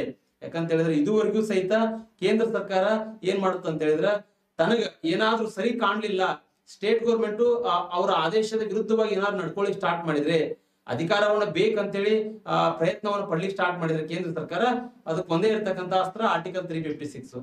ಹಿಂಗಾಗಿ ಸುಪ್ರೀಂ ಕೋರ್ಟ್ ಕೂಡ ಇದಕ್ಕೆ ಪ್ರವೇಶ ಮಾಡಿ ಕೇಂದ್ರ ಸರ್ಕಾರದ ಒಂದು ಏನಂತ ಹೇಳಿದ್ರೆ ಈ ರೀತಿ ಕಟುವಾದ ನೀತಿಯನ್ನ supreme court SR Bommai case ನಲ್ಲಿ ಕೇಂದ್ರ ಸರ್ಕಾರಕ್ಕೆ ಬೆಸಿ ಮುಟ್ಟಿಸ್ತಕ್ಕಂಥ ಕೆಲಸ ಮಾಡ್ತದ. ಹಾಗಾದ್ರೆ ಇಲ್ಲಿ ಹಣಕಾಸಿನ ತುರ್ತು ಪರಿಸ್ಥಿತಿ ಅಂತ ಹೇಳಿ ಬಂದಾಗ ಅಧಿಕಾರ ಅಂತಕ್ಕಂಥದ್ದು ಎಲ್ಲಾ ರಾಜ್ಯಕ್ಕೆ ಸಂಬಂಧಪಟ್ಟಂತೆ ಯಾವುದೇ ರಾಜ್ಯದಲ್ಲಿ ಘೋಷಣೆ ಮಾಡಿದ್ರು ಸಹಿತ ಕೇಂದ್ರ ಸರ್ಕಾರನೇ ಏನ್ ಮಾಡುತ್ತೆ, ಡಾಮಿನೆಂಟ್ ಆಗ್ತದ, ಅಧಿಕಾರ ಕೇಂದ್ರದ ಬಳಿ ಹೋಗ್ತದ. ಓಕೆ, ರಾಜ್ಯಗಳನ್ನ ಹೆಂಗ್ ಬೇಕಲ್ಲ ಹಂಗ ಆಟ ಆಡಿಸ್ಬೋದು ಕೇಂದ್ರ. ಇದೇ ಏನಂತ ಹೇಳಿದ್ರೆ ನಮ್ಮಲ್ಲಿ ಯೂನಿಟರಿ ಫೀಚರ್ಸ್ ನಾವೇನ್ ಕಾಣ್ತಾ ಇದೇವಿ ಇಲ್ಲಿ, ಏಕಾತ್ಮಕ ವ್ಯವಸ್ಥೆಯನ್ನೇ ಕಾಣ್ತಾ ಇದೇವಲ್ರಿ. ಹೆಸರಿಗಷ್ಟ ಫೆಡರಲ್ ಅಂತ ಹೇಳಿ ಕರಿತೀವಿ, ಆದ್ರೆ ನಿಜವಾದ ರೂಪದಲ್ಲಿ ಇರ್ತಕ್ಕಂಥದ್ದು ಏನ್ರಿ, ಏಕಾತ್ಮಕ ವ್ಯವಸ್ಥೆ. ಓಕೆ, ಇದು ಕೂಡ ಅರ್ಥ ಆಗಿದೆ ಅಂತ ಹೇಳಿ ಭಾವಿಸ್ತೇನೆ ನಾನು. ಇದನ್ನ ಒಂಚೂರು ನೋಟ್ ಡೌನ್ ಮಾಡ್ಕೊಳ್ರಿ. ಓಕೆ, ಇಲ್ಲಿ ಬಂತು ನೋಡ್ರಿ, ಇಲ್ಲಿ ಬಂತು ಕೇಂದ್ರ ರಾಜ್ಯಗಳಿಗೆ ಸಂಬಂಧಿಸತಕ್ಕಂತ ಆಯೋಗಗಳು. ಈಗ ನೋಡ್ರಿ, ಇದ್ರ ಬಗ್ಗೆ ಒಂಚೂರು ಇಂಟ್ರೊಡಕ್ಷನ್ ಕೊಡ್ತೇನೆ ನಿಮಗೆ ನಾನು. ಏನೆಲ್ಲ ಅರ್ಥ ಮಾಡ್ಕೊಂಡ್ರಿ ನೀವು, central government, okay, state government, okay, ಅದ್ರ ಜೊತೆಗೆ ಕನ್ಕರೆಂಟ್ ಲಿಸ್ಟ್. ಇಲ್ಲಿ ಮೂರಕ್ಕೆ ಸಂಬಂಧಪಟ್ಟಂತೆ ಅಧಿಕಾರದ ಬಗ್ಗೆ ನೀವು ತಿಳ್ಕೊಂಡ್ರಿ. ಏನ್ರಿ, ಒಂದು ಶಾಸನಾತ್ಮಕ ಅಧಿಕಾರ, ಆಡಳಿತಾತ್ಮಕ ಅಧಿಕಾರ, ಆಮೇಲೆ ಹಣಕಾಸಿನ ಅಧಿಕಾರ. ಈ ಮೂರು ವಿಷಯದ ಬಗ್ಗೆ ತಿಳ್ಕೊಂಡ್ರಿ. ನಿಮಗೆ ಏನ್ ಅನ್ಸುತ್ತೆ, ಯಾಕಂತ ಹೇಳಿದ್ರೆ ನಾನು ಕ್ಲಾಸ್ಗಳನ್ನ ಹೇಳ್ಕೊಟ್ಟೆ ನಿಮ್ಗೆ. ಇದ್ರಲ್ಲಿ ನಿಮ್ ಒಪಿನಿಯನ್ ಏನಂತ ಹೇಳಿದ್ರೆ, ಅನ್ಸತ್ ನಿಮ್ಗೆ ಏನಂತ ಹೇಳಿದ್ರೆ, ಹೌದು ಸರ ನೀವ್ ಹೇಳ್ತಾ ಇರೋದು ನಿಜ. ಇಲ್ಲಿ ಏನಾಗುತ್ತೆ ಅಂತ ಹೇಳಿದ್ರೆ, ಕೇಂದ್ರ ಸರ್ಕಾರನೇ ತನ್ನ ಒಂದು ಪವರ್ ಅನ್ನ ಪಡ್ಕೊಳ್ತದ. ಯಾಕೆ ಪವರ್ ಅನ್ನ ಪಡ್ಕೊಳ್ತದ, ಇಲ್ಲಿ ರಾಷ್ಟ್ರಪತಿ ಆಡಳಿತ ಆಗಿರ್ಬೋದು. ಇಲ್ಲಿ ರಾಷ್ಟ್ರಪತಿ ಆಡಳಿತ ಅಂತ ಹೇಳಿ ಬಂದ್ರೆ, ಓಕೆ, ರಾಷ್ಟ್ರಪತಿ ಆಡಳಿತ ಅಂತ ಹೇಳಿ ಬಂದ್ರೆ ಇಲ್ಲಿ ಏನಾಗತ್ರಿ, ಕೇಂದ್ರದ ಬಳಿನ ಪವರ್ ಅದ, ಸೆಂಟ್ರಲ್ ಗೌರ್ಮೆಂಟ್ ಬಳಿನ ಪವರ್ ಅದ, ಹೌದಲ್ವಾ. ಅದೇ ರೀತಿಯಾಗಿ ಆಲ್ ಇಂಡಿಯಾ ಸರ್ವಿಸ್ ಸಂಬಂಧಪಟ್ಟಂತೆ ಸಹಿತ ಇಲ್ಲಿಯೂ ಸಹಿತ ಸೆಂಟ್ರಲ್ ಗೌರ್ಮೆಂಟ್ ಪವರ್ ಅನ್ನು ಪಡ್ಕೊಂಡಿದೆ. ಯಾಕೆ ಹೇಳ್ರಿ, ಅಖಿಲ ಭಾರತ ಸೇವೆಯನ್ನ ಸೃಷ್ಟಿಸ್ತಕ್ಕಂತ ಅಧಿಕಾರ ರಾಜ್ಯಸಭೆಗೆ ಇದ್ರೂ ಸಹಿತ ನೇಮಕಾತಿ, ರಿಕ್ರೂಟ್ಮೆಂಟ್, ತರಬೇತಿ ನೀಡತಕ್ಕಂತ ಪವರ್ ಸೆಂಟ್ರಲ್ ಗೌರ್ಮೆಂಟ್ ಅದ. ರಾಜ್ಯಗಳ ಮೇಲೆ ಗದಾ ಪ್ರಭಾವವನ್ನು ಮಾಡಬಹುದು ಅವರು. ಅದೇ ರೀತಿಯಾಗಿ ಇಲ್ಲಿ ಏನಂದ್ರೆ ರಾಜ್ಯಪಾಲರ ನೇಮಕಾತಿಗೆ ಸಂಬಂಧಪಟ್ಟಂತೆ ಇಲ್ಲಿಯೂ ಕೂಡ ಸೆಂಟ್ರಲ್ ಗೌರ್ಮೆಂಟ್ ಗೆ ಪವರ್ ಅದ. ಯಾವ ರೀತಿಯಾಗಿ, ಇಲ್ಲಿ ನೋಡ್ರಿ, ಒಂದು ರಾಜ್ಯದ ರಾಷ್ಟ್ರಪತಿ ಅಣತಿಯಂತೆ ರಾಜ್ಯಪಾಲರು ಕೆಲಸ ಮಾಡ್ಬೇಕಾಗ್ತದ. ರಾಜ್ಯಪಾಲರನ್ನು 2 ಸ್ಟೇಟ್ಸ್ಗೂ ಸಹಿತ ನೇಮಕಾತಿ ಮಾಡಬಹುದು. ಈ ರೀತಿ ಇದ್ದಾಗ ಏನಾಗುತ್ತೆ ಹೇಳ್ರಿ, ಎಲ್ಲಾ ಅಧಿಕಾರ, ಎಲ್ಲಾ ಪವರ್ಸ್ ಎಲ್ಲ ಎಲ್ಲಿ ಹೋಗುತ್ತ್ರಿ, ಸೆಂಟ್ರಲ್ ಬೆಳ್ಳೆ ಹೋಗುತ್ತಲ್ಲ. ಹೀಗಾಗಿ ಏನಾಗುತ್ತೆ ಅಂತ ಹೇಳಿದ್ರೆ, ಇದರ ವಿರುದ್ಧ ಏನಾಗುತ್ತೆ ಅಂತ ಹೇಳಿದ್ರೆ, ಇದರ ವಿರುದ್ಧ 1967 ನಂತರ 1967 ನಂತರ ಏನಾಗುತ್ತೆ, ನಮ್ಮಲ್ಲಿ ಕಾಂಗ್ರೆಸ್ಸೇತರ ಸರ್ಕಾರಗಳು ಹುಟ್ಕೊಳ್ತವೆ. ಕಾಂಗ್ರೆಸ್ಸೇತರ ಸರ್ಕಾರ ಏನ್ರಿ, ಕಾಂಗ್ರೆಸ್ಸೇತರ ಸರ್ಕಾರ ಅಂತ ಹೇಳಿದ್ರೆ ಇಲ್ಲಿ ಮುಖ್ಯವಾಗಿ ಪ್ರಾದೇಶಿಕ ಪಕ್ಷಗಳು ಏನಾಗ್ತವೆ, ಡಾಮಿನೆಂಟ್ ಆಗ್ತಾ ಹೋಗ್ತವೆ. ಪ್ರಾದೇಶಿಕ ಪಕ್ಷಗಳು ಡಾಮಿನೆಂಟ್ ಆಗ್ತಾ ಹೋಗ್ತವೆ. ಪ್ರಾದೇಶಿಕ ಪಕ್ಷಗಳು ಫಾರ್ ಎಕ್ಸಾಂಪಲ್ ಇವಾಗ ನಮ್ಮಲ್ಲಿ JDS ಯಾವ ರೀತಿಯಾಗಿದೆ, DMK ಆಗಿರ್ಬೋದು. ಓಕೆ, ಇವೆಲ್ಲ ಏನಂತ ಹೇಳಿದ್ರೆ ಪ್ರಾದೇಶಿಕ ಪಕ್ಷಗಳು. ಇಲ್ಲಿ ಮುಖ್ಯವಾಗಿ ಏನಾಗುತ್ತೆ ಅಂತ ಹೇಳಿದ್ರೆ, ಈ ಪ್ರಾದೇಶಿಕ ಪಕ್ಷಗಳು ಉಗಮ ಆಗಿ ಅವುಗಳ ಮುಖ್ಯವಾಗಿರ್ತಕ್ಕಂಥ ಬೇಡಿಕೆಗಳು ಏನಾಗಿದ್ದು ಹೇಳ್ರಿ, ಪ್ರಾದೇಶಿಕ ಪಕ್ಷಗಳದ್ದು. ನೋಡಿ ಸ್ವಾಮಿ, ಇದುವರೆಗೂ ಸಹಿತ ಸ್ವಾತಂತ್ರ್ಯ ಸಿಕ್ಕು ಸುಮಾರು ಒಂದು 15-20 ವರ್ಷಗಳವರೆಗೂ ಸಹಿತ ನಮ್ಮ ಮೇಲೆ ನೀವು ಆಳ್ವಿಕೆಯನ್ನು ಮಾಡಿದ್ರಿ. ನಮ್ಮ ಮೇಲೆ ಏನೆಲ್ಲ ಅನ್ಯಾಯ ಮಾಡ್ಬೇಕಾಗಿತ್ತಲ್ಲ ಆ ರೀತಿಯಾಗಿರ್ತಕ್ಕಂಥ ಅನ್ಯಾಯಗಳನ್ನು ಮಾಡಿದ್ರಿ. ನಮಗೇನ್ ಬೇಕಂತ ಹೇಳಿದ್ರೆ, ಇನ್ಮೇಲೆ ಸ್ವಾಯತ್ತ ಬೇಕು. ನಮಗೆ ಏನ್ ಬೇಕು, ಸ್ವಾಯತ್ತ ಅಂತಕ್ಕಂಥದ್ದು ಬೇಕು. ಸ್ವಾಯತ್ತ ಬೇಕು ನಮಗೆ. ಯಾಕೆ ಸ್ವಾಯತ್ತ ಬೇಕು, ನಾವು ಕೂಡ ಆಟೋನಮಸ್ ಆಗಿ ಬದುಕಬೇಕು. ನಾವು ಯಾವುದೇ ರೀತಿ ಕೇಂದ್ರದ ಒಂದು ಹಿಡಿತದಲ್ಲಿ ಇರಬಾರ್ದು. ರಾಜ್ಯಗಳಿಗೂ ಕೂಡ ಪವರ್ ಬೇಕಂತೇಳಿ ಇಲ್ಲೇನಾಗುತ್ತೆ, ಕೇಂದ್ರ ಮತ್ತು ರಾಜ್ಯಗಳಿಗೆ ಸಂಬಂಧಪಟ್ಟಂತೆ ಕೆಲವೊಂದಿಷ್ಟು ಆಯೋಗಗಳು, ಅರ್ಥ ಮಾಡ್ಕೊಡ್ರಿ, ಕೆಲವೊಂದಿಷ್ಟು ಆಯೋಗಗಳು ಏನ್ ಮಾಡ್ತವೆ, ಕೇಂದ್ರಕ್ಕೆ ವರದಿಯನ್ನು ಸಲ್ಲಿಸ್ತವೆ. ಯಾಕಂದ್ರೆ ಪ್ರತಿಭಟನೆ ಸ್ಟಾರ್ಟ್ ಆಗಿಬಿಡುತ್ತಲ್ರಿ. ಫಾರ್ ಎಕ್ಸಾಂಪಲ್ ಇವಾಗ ಯಾವುದೋ ಒಬ್ಬ ವ್ಯಕ್ತಿಯನ್ನ ಹೀನಾಯವಾಗಿ ಒಬ್ಬ ವ್ಯಕ್ತಿಯನ್ನ ಶೋಷಣೆ ಒಳಪಡಿಸ್ತಾ ಇದ್ರೆ ಆ ವ್ಯಕ್ತಿ ಒಂದಿಲ್ಲ ಒಂದಿನ ಪ್ರತಿಭಟನೆ ಮಾಡ್ತಾನಲ್ಲ ಆ ವ್ಯಕ್ತಿಯ ವಿರುದ್ಧ, ಶೋಷಣೆ ಒಳಪಟ್ಟಿರ್ತಕ್ಕಂಥ ವ್ಯಕ್ತಿ. ಅದೇ ರೀತಿಯಾಗಿರ್ತಕ್ಕಂಥ ಸಿಚುವೇಶನ್ ಇಲ್ಲೇ ಆಗ್ತದ. 1967 ನಂತರ ಕೇಂದ್ರ ಸರ್ಕಾರ ಶೋಷಣೆ ಮಾಡಿದ್ರೆ ಪರಿಣಾಮವಾಗಿ ಏನಾಗುತ್ತೆ, ಅನೇಕ ರೀತಿಯಾಗಿರ್ತಕ್ಕಂಥ ಆಯೋಗಗಳು ರಿಪೋರ್ಟ್ ಕೊಡ್ತವೆ. ಈಗ ನಾನೇನ್ ಹೇಳ್ತಾ ಇದ್ದೇನಲ್ಲ, ಈ ವಿಷಯ ನಿಮಗೆ ಸಂಬಂಧಪಟ್ಟಂಗೆ ಮೇನ್ಸ್ಗೆ ಇಂಪಾರ್ಟೆಂಟ್ ಆಗ್ತದೆ. ನೋಡಿ, ಪ್ರಿಲಿಮ್ಸ್ಗೂ ಇಂಪಾರ್ಟೆಂಟ್ ಇಲ್ಲ ಅನ್ನೋದಿಲ್ಲ, ಬಟ್ ಇಲ್ಲಿ ಮೇನ್ಸ್ಗೆ ಅಂದಾಗ ನೀವೇನ್ ಮಾಡ್ಬೇಕು, ಪ್ರಿಲಿಮ್ಸ್ ವಿತ್ ಮೇನ್ಸ್ ಎರಡನ್ನು ಕೂಡ ರೆಡಿ ಆಗ್ಬೇಕು. ಇಲ್ಲಿ ನೀವು ಎರಡನ್ನು ಕೂಡ ರೆಡಿ ಆಗ್ಬೇಕು. ಹಾಗಾದ್ರೆ ಅಂತಹ ಆಯೋಗಗಳು ಯಾವ್ಯಾವದಪ್ಪ ಅಂತ ಹೇಳಿದ್ರೆ, ಇಲ್ಲಿ ಮೊದಲ ಆಡಳಿತ ಸುಧಾರಣಾ ಆಯೋಗ ಬರ್ತದೆ. ಮೊದಲ ಆಡಳಿತ ಸುಧಾರಣಾ ಆಯೋಗ ಕೇಂದ್ರ ಸರ್ಕಾರದ ವಿರುದ್ಧ ಮೊದಲ ಆಡಳಿತ ಸುಧಾರಣಾ ಆಯೋಗ ರಚನೆ ಆಗ್ತದೆ. ಹಾಗಾದ್ರೆ ಇಲ್ಲಿ ಒಂದ್ ಅರ್ಥ ಮಾಡ್ಕೊಡ್ರಿ, ಕೇಂದ್ರ ಮತ್ತು ರಾಜ್ಯಗಳ ಒಂದು ಸಂಬಂಧವನ್ನು ಸುಧಾರಣೆ ಮಾಡ್ಲಿಕ್ಕೆ, ಸೆಂಟ್ರಲ್ ಅಂಡ್ ಸ್ಟೇಟ್, ಕೇಂದ್ರ ಮತ್ತು ರಾಜ್ಯಗಳ ನಡುವೆ ಇರತಕ್ಕಂಥ ಸಂಬಂಧವನ್ನು ಸುಧಾರಣೆ ಮಾಡ್ಲಿಕ್ಕೆ ಇಲ್ಲಿ ಮೊರಾರ್ಜಿ ದೇಸಾಯಿ ಅವರ ಅಧ್ಯಕ್ಷತೆಯಲ್ಲಿ ಮೊರಾರ್ಜಿ ಮೊರಾರ್ಜಿ ದೇಸಾಯಿ ಅವರ ಅಧ್ಯಕ್ಷತೆಯಲ್ಲಿ ಏನಾಗುತ್ತೆ ಅಂತ ಹೇಳಿದ್ರ ಇಲ್ಲಿ ಮೊದಲ ಆಡಳಿತ ಸುಧಾರಣಾ ಆಯೋಗ ರಚನೆ ಆಗ್ತದೆ. ಮೊದಲ ಆಡಳಿತ ARC ಅಂತ ಕರಿತೇವೆ ಇದನ್ನು. ಮೊದಲ ಆಡಳಿತ ಸುಧಾರಣೆ ಆಯೋಗ ರಚನೆ ಆಗ್ತದ. ಓಕೆ, ಹಾಗಾದ್ರೆ ಸ್ವಲ್ಪ ದಿನಗಳ ನಂತರ ಏನಾಗುತ್ತೆ ಅಂತ ಹೇಳಿದ್ರೆ ಈ ಒಂದು ಮೊದಲ ಆಡಳಿತ ಸುಧಾರಣೆ ಆಯೋಗದ ಅಧ್ಯಕ್ಷತೆಯನ್ನ ಕೆಂಗಲ್ ಹನುಮಂತಯ್ಯ ಅವ್ರನ್ನ ವಹಿಸ್ಕೊತಾರೆ. ಕೆಂಗಲ್ ಹನುಮಂತಯ್ಯ ಅವರು ವಹಿಸ್ಕೊತಾರೆ. ಪ್ರಶ್ನೆ ಕೇಳಿದಾರೆ ನೋಡ್ರಿ, ಮೊದಲ ಆಡಳಿತ ಸುಧಾರಣೆ ಆಯೋಗದ ಅಧ್ಯಕ್ಷತೆಯನ್ನು ವಹಿಸಿಕೊಂಡವ್ರು ಯಾರ್ರಿ? ಇಲ್ಲಿ ನಿಮ್ಗೆ ಏನಾಗುತ್ತೆ, ಕನ್ಫ್ಯೂಸ್ ಆಗುತ್ತೆ. ಕ್ವಶನ್ ಪೇಪರ್ ನಲ್ಲಿ ಮೊರಾರ್ಜಿ ದೇಸಾಯಿ ಅಂತ ಹೇಳಿ ಕೊಟ್ರಿ, ಅದನ್ನ ಹಾಕ್ರಿ. ಬೇರೆ ಮೊರಾರ್ಜಿ ದೇಸಾಯಿ ಬಿಟ್ಟು ಬೇರೆ ಆಪ್ಷನ್ಸ್ ಕೊಟ್ಟು ಅಲ್ಲಿ ಕೆಂಗಲ್ ಹನುಮಂತಯ್ಯ ಅಂತ ಹೇಳಿ ಕೊಟ್ಟಿದ್ರೆ ಅದನ್ನ ಹಾಕ್ರಿ. ಓಕೆ, ಅದನ್ನ ಹಾಕ್ರಿ. ಹಾಗಾದ್ರೆ ಈ ಮೊದಲ ಆಡಳಿತ ಸುಧಾರಣಾ ಆಯೋಗ ಕೂಡ ಕೇಂದ್ರ ಮತ್ತು ರಾಜ್ಯಗಳ ನಡುವೆ ಇರ್ತಕ್ಕಂಥ ಸಂಬಂಧಗಳನ್ನ ಉತ್ತೇಜನ ಮಾಡ್ಲಿಕ್ಕೆ ರಿಪೋರ್ಟ್ ಕೊಡ್ತದೆ. ಅದರ ಆಧಾರದ ಮೇಲೆ ಇಲ್ಲಿ ಸಿತಲ್ವತ್ ಅಂತೇಳಿ ಸಿತಲ್ವತ್ ಈ ವೆರಿ ಇಂಪಾರ್ಟೆಂಟ್. ಇವ್ರು ಯಾರು ಅಂತ ಹೇಳಿದ್ರ ಮೊದಲ ಅಟಾರ್ನಿ ಜನರಲ್ ನೋಡ್ರಿ. ಮೊದಲ ಅಟಾರ್ನಿ ಜನರಲ್ ಅರ್ಥ ಮಾಡ್ಕೊಳ್ರಿ, ಪ್ರಶ್ನೆ ಕೇಳ್ತಾರೆ ಇದನ್ನ. ಮೊದಲ ಅಟಾರ್ನಿ ಜನರಲ್ ಸಿತಲ್ವತ್. ಇವ್ರು ಏನ್ ಮಾಡ್ತಾರೆ ಅಂತ ಹೇಳಿದ್ರೆ ಇವರು ಕೂಡ ಇಲ್ಲೇ ಬರ್ತಾರೆ, ಮೊದಲ ಆಡಳಿತ ಸುಧಾರಣಾ ಆಯೋಗದಲ್ಲೇ ಬರ್ತಾರೆ. ಇವರು ಸೆಂಟ್ರಲ್ ಗವರ್ಮೆಂಟ್ ಮತ್ತು ಸ್ಟೇಟ್ ಗವರ್ಮೆಂಟ್ ಅನ್ನ ಒಂದು ಸ್ಥಿತಿಗತಿಗಳನ್ನ ಅಧ್ಯಯನ ಮಾಡ್ಬೇಕು ಅನ್ನೋ ಉದ್ದೇಶಕ್ಕೋಸ್ಕರ ಸ್ಥಿತಿಗತಿಗಳನ್ನ ಅಧ್ಯಯನ ಮಾಡಿ ಏನ್ ಮಾಡ್ತಾರೆ, ಕೇಂದ್ರಕ್ಕೆ ಒಂದು ರಿಪೋರ್ಟ್ ಕೊಡ್ತಾರೆ. ಅಧ್ಯಯನ ಮಾಡಿ ಏನ್ ಮಾಡ್ತಾರೆ, ಕೇಂದ್ರಕ್ಕೆ ಸೆಂಟ್ರಲ್ ಗವರ್ಮೆಂಟ್ಗೆ ರಿಪೋರ್ಟ್ ಕೊಡ್ತಾರೆ. ಇದು ಏನ್ ಮಾಡುತ್ತೆ, ರಿಪೋರ್ಟ್ ಕೊಟ್ಟಾಗ ಈ ಮೊದಲ ಆಡಳಿತ ಸುಧಾರಣಾ ಆಯೋಗದ ಕೆಲವೊಂದಿಷ್ಟು ರಿಕಮೆಂಡೇಶನ್ಸ್ ಬರ್ತಾವ್ರಿ, ಅಂದ್ರೆ ಶಿಫಾರಸುಗಳು ಮಾಡ್ತದ. ಏನೆಲ್ಲ ಶಿಫಾರಸುಗಳನ್ನ ಮಾಡ್ತದ ಅಂತ ಹೇಳಿದ್ರೆ ಇದನ್ನ ಒಂಚೂರು ನೋಟ್ ಮಾಡ್ಕೊಳ್ರಿ, ಅದನ್ನ ಹೇಳ್ಕೊಡ್ತೇನೆ ನಿಮ್ಗೆ. ಏನೆಲ್ಲ ರೆಕಮೆಂಡೇಶನ್ಸ್ ಅದಾವ ಅಂತ ಹೇಳಿದ್ರೆ ಫಸ್ಟ್ ಇದು ಎರೈಸ್ ಮಾಡ್ತೇನೆ. ಇಲ್ಲಿ ನೋಡ್ರಿ, ಇಲ್ಲಿ ಒಂದೇದು ಏನ್ ಹೇಳುತ್ತ ಅಂತ ಹೇಳಿದ್ರೆ 263ನೇ ವಿಧಿ ಪ್ರಕಾರ ಏನಂತ ಹೇಳಿದ್ರೆ ಅಂತಾರಾಜ್ಯ ಮಂಡಳಿ ರಚನೆ ಆಗ್ಬೇಕಂತ ಹೇಳ್ತದ. ಅಂತಾರಾಜ್ಯ ಮಂಡಳಿ ರಚನೆ ಆಗ್ಬೇಕಂತ ಹೇಳ್ತದ.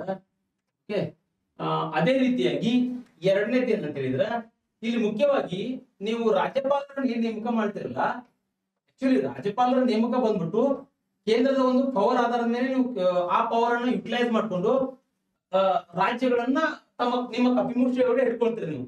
ಬಟ್ ಅದು ಬೇಡ ನಮ್ಗೆ. ರಾಜ್ಯಪಾಲರ ನೇಮಕಾತಿಗೆ ಸಂಬಂಧಪಟ್ಟಂತೆ ಆತ ಆಡಳಿತದಲ್ಲಿ ಜ್ಞಾನವನ್ನು ಹೊಂದಿರಬೇಕು. ಓಕೆ, ಆತನು ಸಮಾಜ ಸೇವೆಯನ್ನ ಮಾಡಿರ್ಬೇಕು, ಆಡಳಿತದ ಜ್ಞಾನ ಇರ್ಬೇಕು, ಸಮಾಜ ಸೇವೆಯನ್ನು ಮಾಡಿರ್ಬೇಕು. ಓಕೆ, ಈ ರೀತಿ ಇದ್ದಾಗ ಅಂತವ್ರನ್ನ ನೀವೇನ್ ಮಾಡ್ರಿ, ನೇಮಕ ಮಾಡ್ರಿ ಅಂತೇಳಿ ಇಲ್ಲಿ ಕೂಡ ಏನಾಗುತ್ತೆ, ಫಸ್ಟ್ ARC ಯಲ್ಲಿ ರಿಪೋರ್ಟ್ ಕೊಡ್ತದ.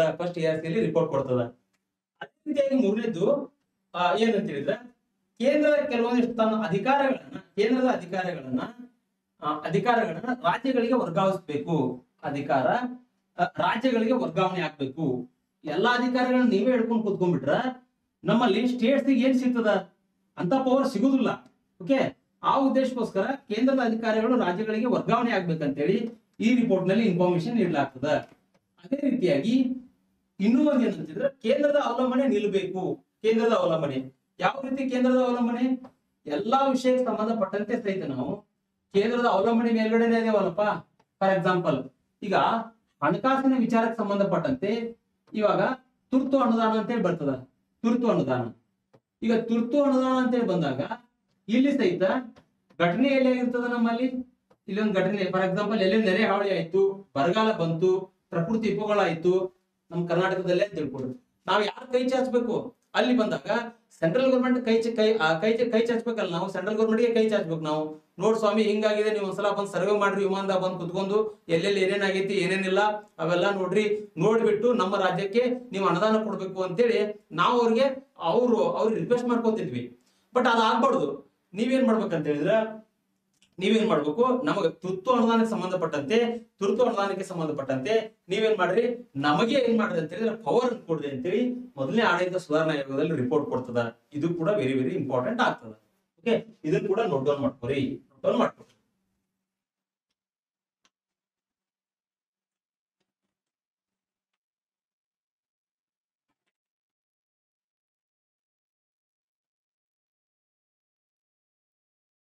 ಓಕೆ, ಇವಾಗ ನೆಕ್ಸ್ಟ್ ಬರ್ತಕ್ಕಂಥದ್ದು ಏನಂದ್ರ ರಾಜಮನ್ನಾರ್ ಕಮಿಟಿ ಅಂತ ಹೇಳಿ ಮಾತಾಡ್ತೇವೆ. ರಾಜಮನ್ನಾರ್ ಸಮಿತಿ ಏನ್ರಿ? ರಾಜಮನ್ನಾರ್ ಸಮಿತಿ ಇಲ್ಲಿ ಒಂದ್ ಅರ್ಥ ಮಾಡ್ಕೊಳ್ರಿ, ಇದು ಕೂಡ ಇದು ರಾಜಮನ್ನಾರ್ ಕಮಿಟಿಯ ಉದ್ದೇಶ ಏನಾಗಿತ್ತು ಅಂತ ಹೇಳಿದ್ರೆ ಇದು ಕೂಡ ಅದೇ ಕೇಂದ್ರದ ಅಧಿಕಾರದ ವಿರುದ್ಧನೇ ಪ್ರತಿಭಟನೆ ಮಾಡ್ತದ ಈ ಕಮಿಟಿ. ಇಲ್ಲಿ ಮುಖ್ಯವಾಗಿ ಮದ್ರಾಸಿನ ಒಬ್ಬ ಹೈಕೋರ್ಟ್ ನ್ಯಾಯಮೂರ್ತಿ, ಮದ್ರಾಸಿನ ನ್ಯಾಯಮೂರ್ತಿ ಏನ್ ಮಾಡ್ತಾರೆ, ಓಕೆ, ರಾಜಮನ್ನಾರ್ ಅಂತಕ್ಕಂಥವ್ರು 1969ರಲ್ಲಿ ಒಂದು ಕಮಿಟಿಯನ್ನ ರಚನೆ ಮಾಡ್ತಾರೆ. ಅಂದ್ರೆ ತಮಿಳುನಾಡು ಸರ್ಕಾರ ಸೇರಿರ್ತದೆ. ಒಂದು ಕಮಿಟಿಯನ್ನು ರಚನೆ ಮಾಡ್ತದ. ಈ ಕಮಿಟಿ ಏನ್ ಮಾಡುತ್ತೆ, 1971ರಲ್ಲಿ ರಿಪೋರ್ಟ್ ಕೊಡ್ತದ ಸರ್ಕಾರಕ್ಕೆ ರಿಪೋರ್ಟ್ ಕೊಡ್ತದ. ಹಾಗಾದ್ರೆ ಈ ರಿಪೋರ್ಟ್ ನಲ್ಲಿ ಏನೆಲ್ಲ ಅಂಶಗಳು ಅದಾವ್ರಿ? ಕಮಿಟಿ ಆಧಾರದ ಮೇಲೆ ಕೇಂದ್ರ ಸರ್ಕಾರಕ್ಕೆ ಒಂದು ರಿಪೋರ್ಟ್ ಕೊಡ್ತದ. ಓಕೆ, ಹಾಗಾದ್ರೆ ಏನೆಲ್ಲ ರೆಕಮೆಂಡೇಶನ್ಸ್ ಗಳನ್ನ ಒಳಗೊಂಡಿದೆ ಅದ್ರ ಬಗ್ಗೆ ಮಾತಾಡೋಣ. ಇಲ್ಲಿ ನೋಡ್ರಿ, ಮುಖ್ಯವಾಗಿ ಏನಂತ ಹೇಳಿದ್ರ ಇಲ್ಲಿ ಮುಖ್ಯವಾಗಿ ಏನು ಫಸ್ಟ್ ಬಂದ್ಬಿಟ್ಟು ರಾಜಮನ್ನಾರ್ ಕಮಿಟಿ ಆದಾದ್ಮೇಲೆ ಇಲ್ಲಿ ಒಂದೇದ್ ಏನ್ ಹೇಳುತ್ತೆ ಅಂತ ಹೇಳಿದ್ರ, ಇಲ್ಲಿ ಒಂದೇದ್ ಏನ್ ಹೇಳುತ್ತೆ ಅಂತ ಹೇಳಿದ್ರ, ನೀವು ರಾಜ್ಯಪಾಲರನ್ನ ಏನ್ ನೇಮಕ ಮಾಡ್ತಿರಲ್ಲ,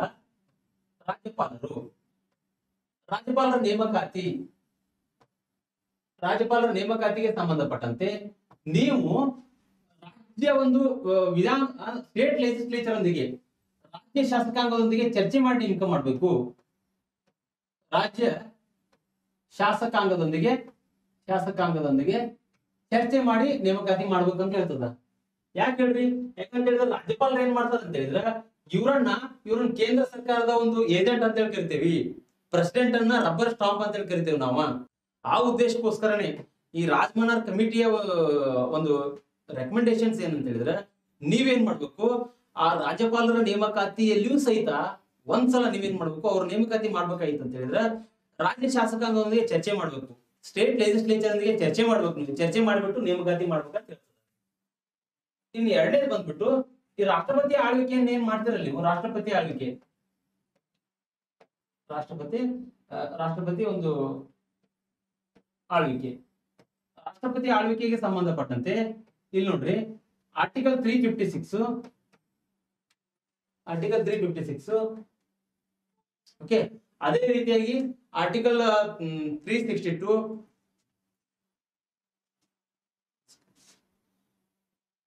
ರಾಷ್ಟ್ರಪತಿಗಳ ನೇಮಕಾತಿಗೆ ಸಂಬಂಧಪಟ್ಟಂತೆ ಏನ್ ಸಮಸ್ಯೆ ಆಗುತ್ತೆ ಅಂತ ಹೇಳಿದ್ರೆ, ಇಲ್ಲಿ ನಮ್ಮಲ್ಲಿ ಏನಾಗ್ತಾ ಇದೆ, ರಾಷ್ಟ್ರಪತಿಯ ಆಳ್ವಿಕೆ ಆಧಾರದ ಮೇಲೆ ರಾಜ್ಯಗಳನ್ನ ನೀವು ಹಿಂಸೆ ಮಾಡ್ತಾ ಇದ್ರಿ. ಆ ಉದ್ದೇಶಕ್ಕೋಸ್ಕರ ಅವರ ಆಳ್ವಿಕೆಯನ್ನ ತುರ್ತು ಪರಿಸ್ಥಿತಿ ಸಂದರ್ಭದಲ್ಲಿ ಆಡಳಿತವನ್ನು ಮಾಡ್ತಾರಲ್ಲ ಅವ್ರ ಆಳ್ವಿಕೆ ಪದ್ಧತಿಯನ್ನು ನೀವು ಬೇಡ, ನಮಗೆ ರದ್ದತಿಯನ್ನು ಮಾಡ್ರಿ ಅಂತೇಳಿ ರಾಜಮನ್ನಾರ್ ಕಮಿಟಿ ಹೇಳ್ತದ. ಆ ಉದ್ದೇಶಕ್ಕೋಸ್ಕರನ ಇಲ್ಲಿ ಏನಾಗುತ್ತೆ, ಆರ್ಟಿಕಲ್ 356 360 ಓಕೆ 365 ವಿಧಿಗಳ ರದ್ದತಿ ಬಗ್ಗೆ ಮಾತಾಡ್ತದ.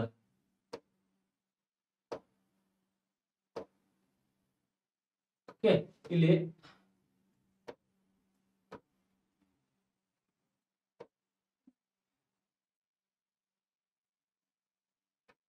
ಇಲ್ಲಿ ಬಂದ್ಬಿಟ್ಟು ಒಂದೇ ತಿಳ್ಕೊಂಡ್ರಿ ನೀವು, ಗವರ್ನರ್ ಬಗ್ಗೆ ತಿಳ್ಕೊಂಡ್ರಿ, ಗವರ್ನರ್ ನೇಮಕಾತಿ.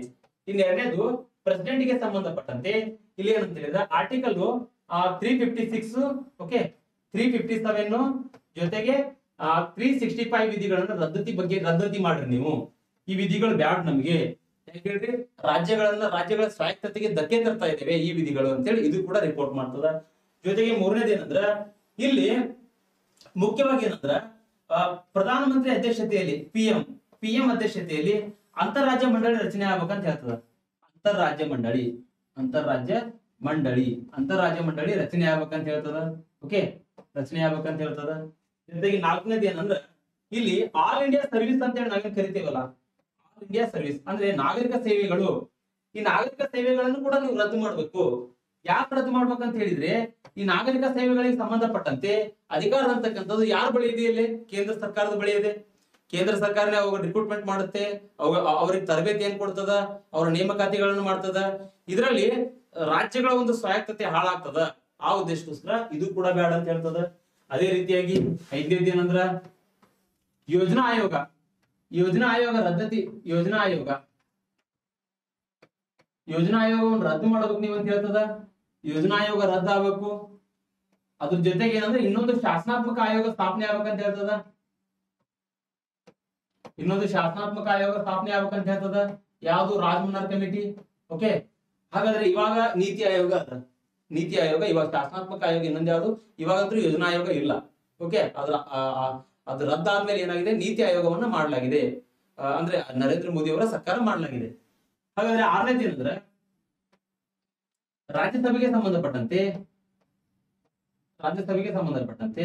ಮೇಲ್ಮನೆಯಲ್ಲಿ ಒಂದು ಸಮಾನವಾಗಿರ್ತಕ್ಕಂತ ಒಂದು ಸ್ಥಾನಗಳನ್ನ ಹಂಚಿಕೆ ಮಾಡ್ಬೇಕಂತ ಹೇಳ್ತದ. ಸಮಾನವಾಗಿರ್ತಕ್ಕಂತ ಸ್ಥಾನಗಳ ಹಂಚಿಕೆ ಮಾತಾಡ್ತದ. ಓಕೆ, ಸಮಾನವಾಗಿರ್ತಕ್ಕಂಥ ಸ್ಥಾನಗಳ ಹಂಚಿಕೆ ಆಗ್ಬೇಕು. ಯಾಕೆ ಹೇಳ್ರಿ? ಇಲ್ಲಿ UP ಯಲ್ಲಿ ಜಾಸ್ತಿ ಪ್ಲೇಸ್ ಇದ್ರ ಇಲ್ಲಿ ನಾಗಾಲ್ಯಾಂಡ್ ಕೆಲವೊಂದಿಷ್ಟು ಈಶಾನ್ಯ ರಾಜ್ಯಗಳಲ್ಲಿ ಇಲ್ಲಿ ಒಂದೊಂದು ಸ್ಥಾನಗಳದಾವ, ಅದು ಹೋಗ್ಬೇಕು. ರಾಜ್ಯಸಭೆಗಳಲ್ಲಿ ಸಮಾನವಾಗಿರ್ತಕ್ಕಂಥ ಸ್ಥಾನಗಳ ಹಂಚಿಕೆ ಆಗ್ಬೇಕಂತ ಹೇಳ್ತದ. ಜೊತೆಗೆ ಇನ್ನೂ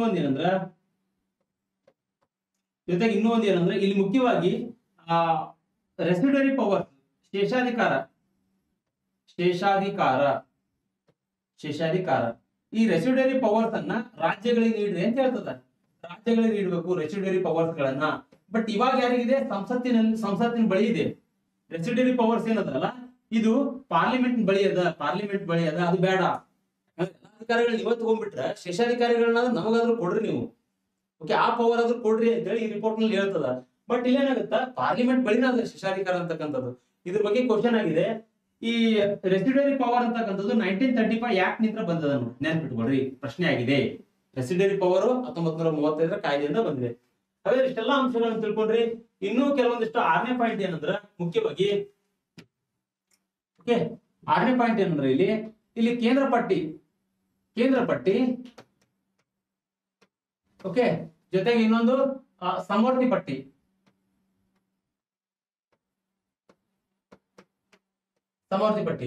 ಇವೆರಡರ ಮೇಲೆ ರಾಜ್ಯಗಳಿಗೂ ಕೂಡ ಪವರ್ ಕೊಡ್ರಿ.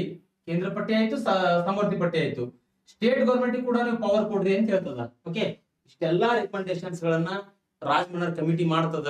ಓಕೆ, ಯಾವ್ದ್ರ ವಿರುದ್ಧ? ರಾಜ್ಯಗಳ ಒಂದು ಸ್ವಾಯತ್ತತೆ ಬೇಡಿಕೆಯ ವಿರುದ್ಧ. ಓಕೆ, ಹಾಗಾದ್ರೆ ಇದು ಕೂಡ ನಿಮ್ಗೆ ಅರ್ಥ ಆಯ್ತು ಅಂತ ಹೇಳಿ ಭಾವಿಸ್ತೀನಿ. ಇದನ್ನ ಒಂಚೂರು ನೋಟ್ ಡೌನ್ ಮಾಡ್ಕೊಂಡ್ಬಿಡ್ರಿ. ಎಲ್ಲಾ ಪಾಯಿಂಟ್ಸ್ ಗಳು ಇಂಪಾರ್ಟೆಂಟ್ ಆಗ್ತಾವ. ಓಕೆ, ಮೇನ್ಸ್ ನಲ್ಲಿ ನೀವು ಬರಿಬೇಕಾದ್ರೆ ಇದು ತುಂಬಾ ಅವಶ್ಯಕತೆ ಆಗ್ತದ ನಿಮ್ಗ. ಇವಾಗ ನೆಕ್ಸ್ಟ್ ಕಮಿಟಿ ಯಾವ್ದು ಅಂತ ಹೇಳಿದ್ರ ಆನಂದ್ಪುರ್ ಸಾಹೇಬ್ ನಿರ್ಣಯ. ಅಂದ್ರೆ ಇಲ್ಲಿ ಏನಾಗುತ್ತೆ ಅಂತ ಹೇಳಿದ್ರ, ಆನಂದ್ಪುರ್ ಅಂದ್ರೆ ಅಕಾಲಿದಳು ಏನ್ ಮಾಡ್ತಿಲ್ಲ, ಅಕಾಲಿದಳು ಒಂದ್ ಏನಾಗುತ್ತೆ ಅಂತ ಹೇಳಿದ್ರೆ ಇಲ್ಲಿ ಒಂದು ನಿರ್ಣಯವನ್ನು ಮಾಡ್ತದ. ಒಂದು ಧಾರ್ಮಿಕವಾಗಿ ಆಗಿರ್ಬೋದು, ರಾಜಕೀಯ ಉದ್ದೇಶಗಳಿಗಾಗಿ ಅಕಾಲಿದಳು ಏನ್ ಮಾಡುತ್ತೆ? ಒಂದು ವಿಧೇಯಕವನ್ನು ಮಂಡನೆ ಮಾಡ್ತದ. ಧಾರ್ಮಿಕ ಮತ್ತು ರಾಜಕೀಯ ಉದ್ದೇಶಗಳಿಗಾಗಿ.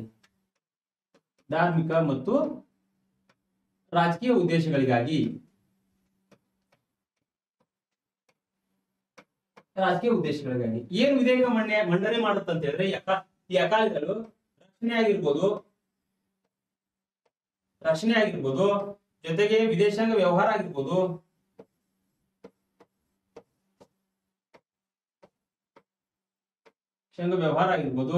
ಓಕೆ, ಜೊತೆಗೆ ಇಲ್ಲಿ ಏನಂದ್ರೆ ರಕ್ಷಣೆ ಆಗಿರ್ಬೋದು, ಸಂವಹನ ಮತ್ತು ಸಂಪರ್ಕ ಆಗಿರ್ಬೋದು, ಇವೇನ್ ಮೇನ್ ವಿಷಯಗಳೇನದಾವಲ್ರಿ, ಈ ವಿಷಯಗಳಿಗೆ ಸಂಬಂಧಪಟ್ಟಂತೆ ಕೇಂದ್ರ ಸರ್ಕಾರ ಏನದ, ಸೆಂಟ್ರಲ್ ಗೌರ್ಮೆಂಟ್ ನೀವು ಪವರ್ ಅನ್ನ ತಗೊಳ್ರಿ, ಬೇಡ ಅನ್ನೋದಿಲ್ಲ. ಸೆಂಟ್ರಲ್ ಗೌರ್ಮೆಂಟ್ ನೀವು ಯುಟಿಲೈಸ್ ತಗೊಳ್ರಿ, ಪವರ್ ಬಳಸ್ಕೊಳ್ರಿ. ಮಿಕ್ಕಿಳಿದಿರ್ತಕ್ಕಂಥ ಏನ್ ವಿಚಾರಗಳೇನದಾವಲ್ಲ, ಅಧಿಕಾರಗಳೇನದಾವಲ್ಲ, ಆ ಪವರ್ ಅನ್ನ ನೀವು ಸ್ಟೇಟ್ ಗೌರ್ಮೆಂಟ್ ಕೊಡ್ರಿ ಅಂತೇಳಿ ಇಲ್ಲಿ ಕೂಡ ಏನಾಗುತ್ತೆ, ಆನಂದ್ಪುರ್ ಸಾಹೇಬ್ ನಿರ್ಣಯದಲ್ಲಿ ಅಕಾಲಿದಳ ನಿರ್ಣಯವನ್ನು ಮಂಡಿಸ್ತದ. ಮಿಕ್ಕಿಳಿದಿರ್ತಕ್ಕಂಥ ಪವರ್ ಅನ್ನ ನೀವು ಸ್ಟೇಟ್ ಗೌರ್ಮೆಂಟ್ ಕೊಡ್ಬೇಕಂತೇಳಿ. ಹಾಗಾದ್ರೆ ಇಷ್ಟೇ ಬರ್ತಕ್ಕಂಥ ವಿಷಯ ಇದರಲ್ಲಿ. ಇದನ್ನು ಕೂಡ ನೋಟ್ ಡೌನ್ ಮಾಡ್ಕೊಳ್ರಿ ನೀವು. ನೆಕ್ಸ್ಟ್ ಬರ್ತಕ್ಕಂಥದ್ದು ಇಲ್ಲಿ ಪಶ್ಚಿಮ ಬಂಗಾಳ ಏನ್ ಮಾಡುತ್ತೆ ಅಂತ ಹೇಳಿದ್ರೆ, ಪಶ್ಚಿಮ ಬಂಗಾಳದ ಮನವಿ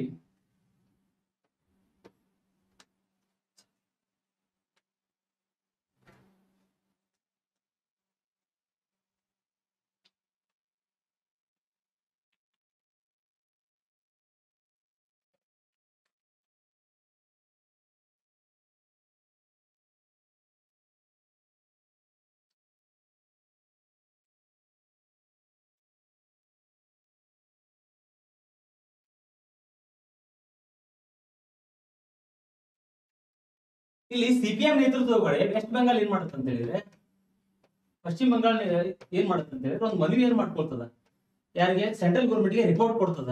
ಓಕೆ, ಸೆಂಟ್ರಲ್ ಗೌರ್ಮೆಂಟ್ಗೆ ರಿಪೋರ್ಟ್ ಕೊಡ್ತದ. ಅದು ಏನೆಲ್ಲ ರೆಕಮೆಂಡೇಶನ್ಸ್ ಗಳನ್ನ ಒಳಗೊಂಡಿದೆ ಅಂತ ಹೇಳಿದ್ರೆ, ನಂಬರ್ 1 ಏನಂತ ಹೇಳಿದ್ರೆ ಇಲ್ಲಿ ಯೂನಿಯನ್ ಅಂತಕ್ಕಂಥ ಪದವನ್ನು ತೆಗೆದು ಅಲ್ಲಿ ಅಂದ್ರೆ ಒಕ್ಕೂಟ ಅಂತಕ್ಕಂಥ ಪದ ಹೋಗ್ಬೇಕು. ನೀವೇನ್ ಮಾಡ್ಬೇಕು, ಫೆಡರಲಿಸಂ ಅಂತಕ್ಕಂಥ ಪದವನ್ನು ಹಾಕ್ರಿ. ಓಕೆ, ಫೆಡರಲಿಸಂ ಅಂತಕ್ಕಂಥ ಪದವನ್ನು ಹಾಕ್ರಿ ಅಂತ ಹೇಳ್ತದ. ಯಾವ ಪಶ್ಚಿಮ ಬಂಗಾಳ ಮನವಿ ಮಾಡ್ಕೊಳ್ತದ. ಇನ್ನು ಎರಡನೇದು ಬಂದ್ರೆ, ಎರಡನೇದು ಮುಖ್ಯವಾಗಿ ಇಲ್ಲಿಯೂ ಸಹಿತ ರಕ್ಷಣೆ ಆಗಿರ್ಬೋದು, ರಕ್ಷಣೆ, ಓಕೆ, ವಿದೇಶಾಂಗ ವ್ಯವಹಾರ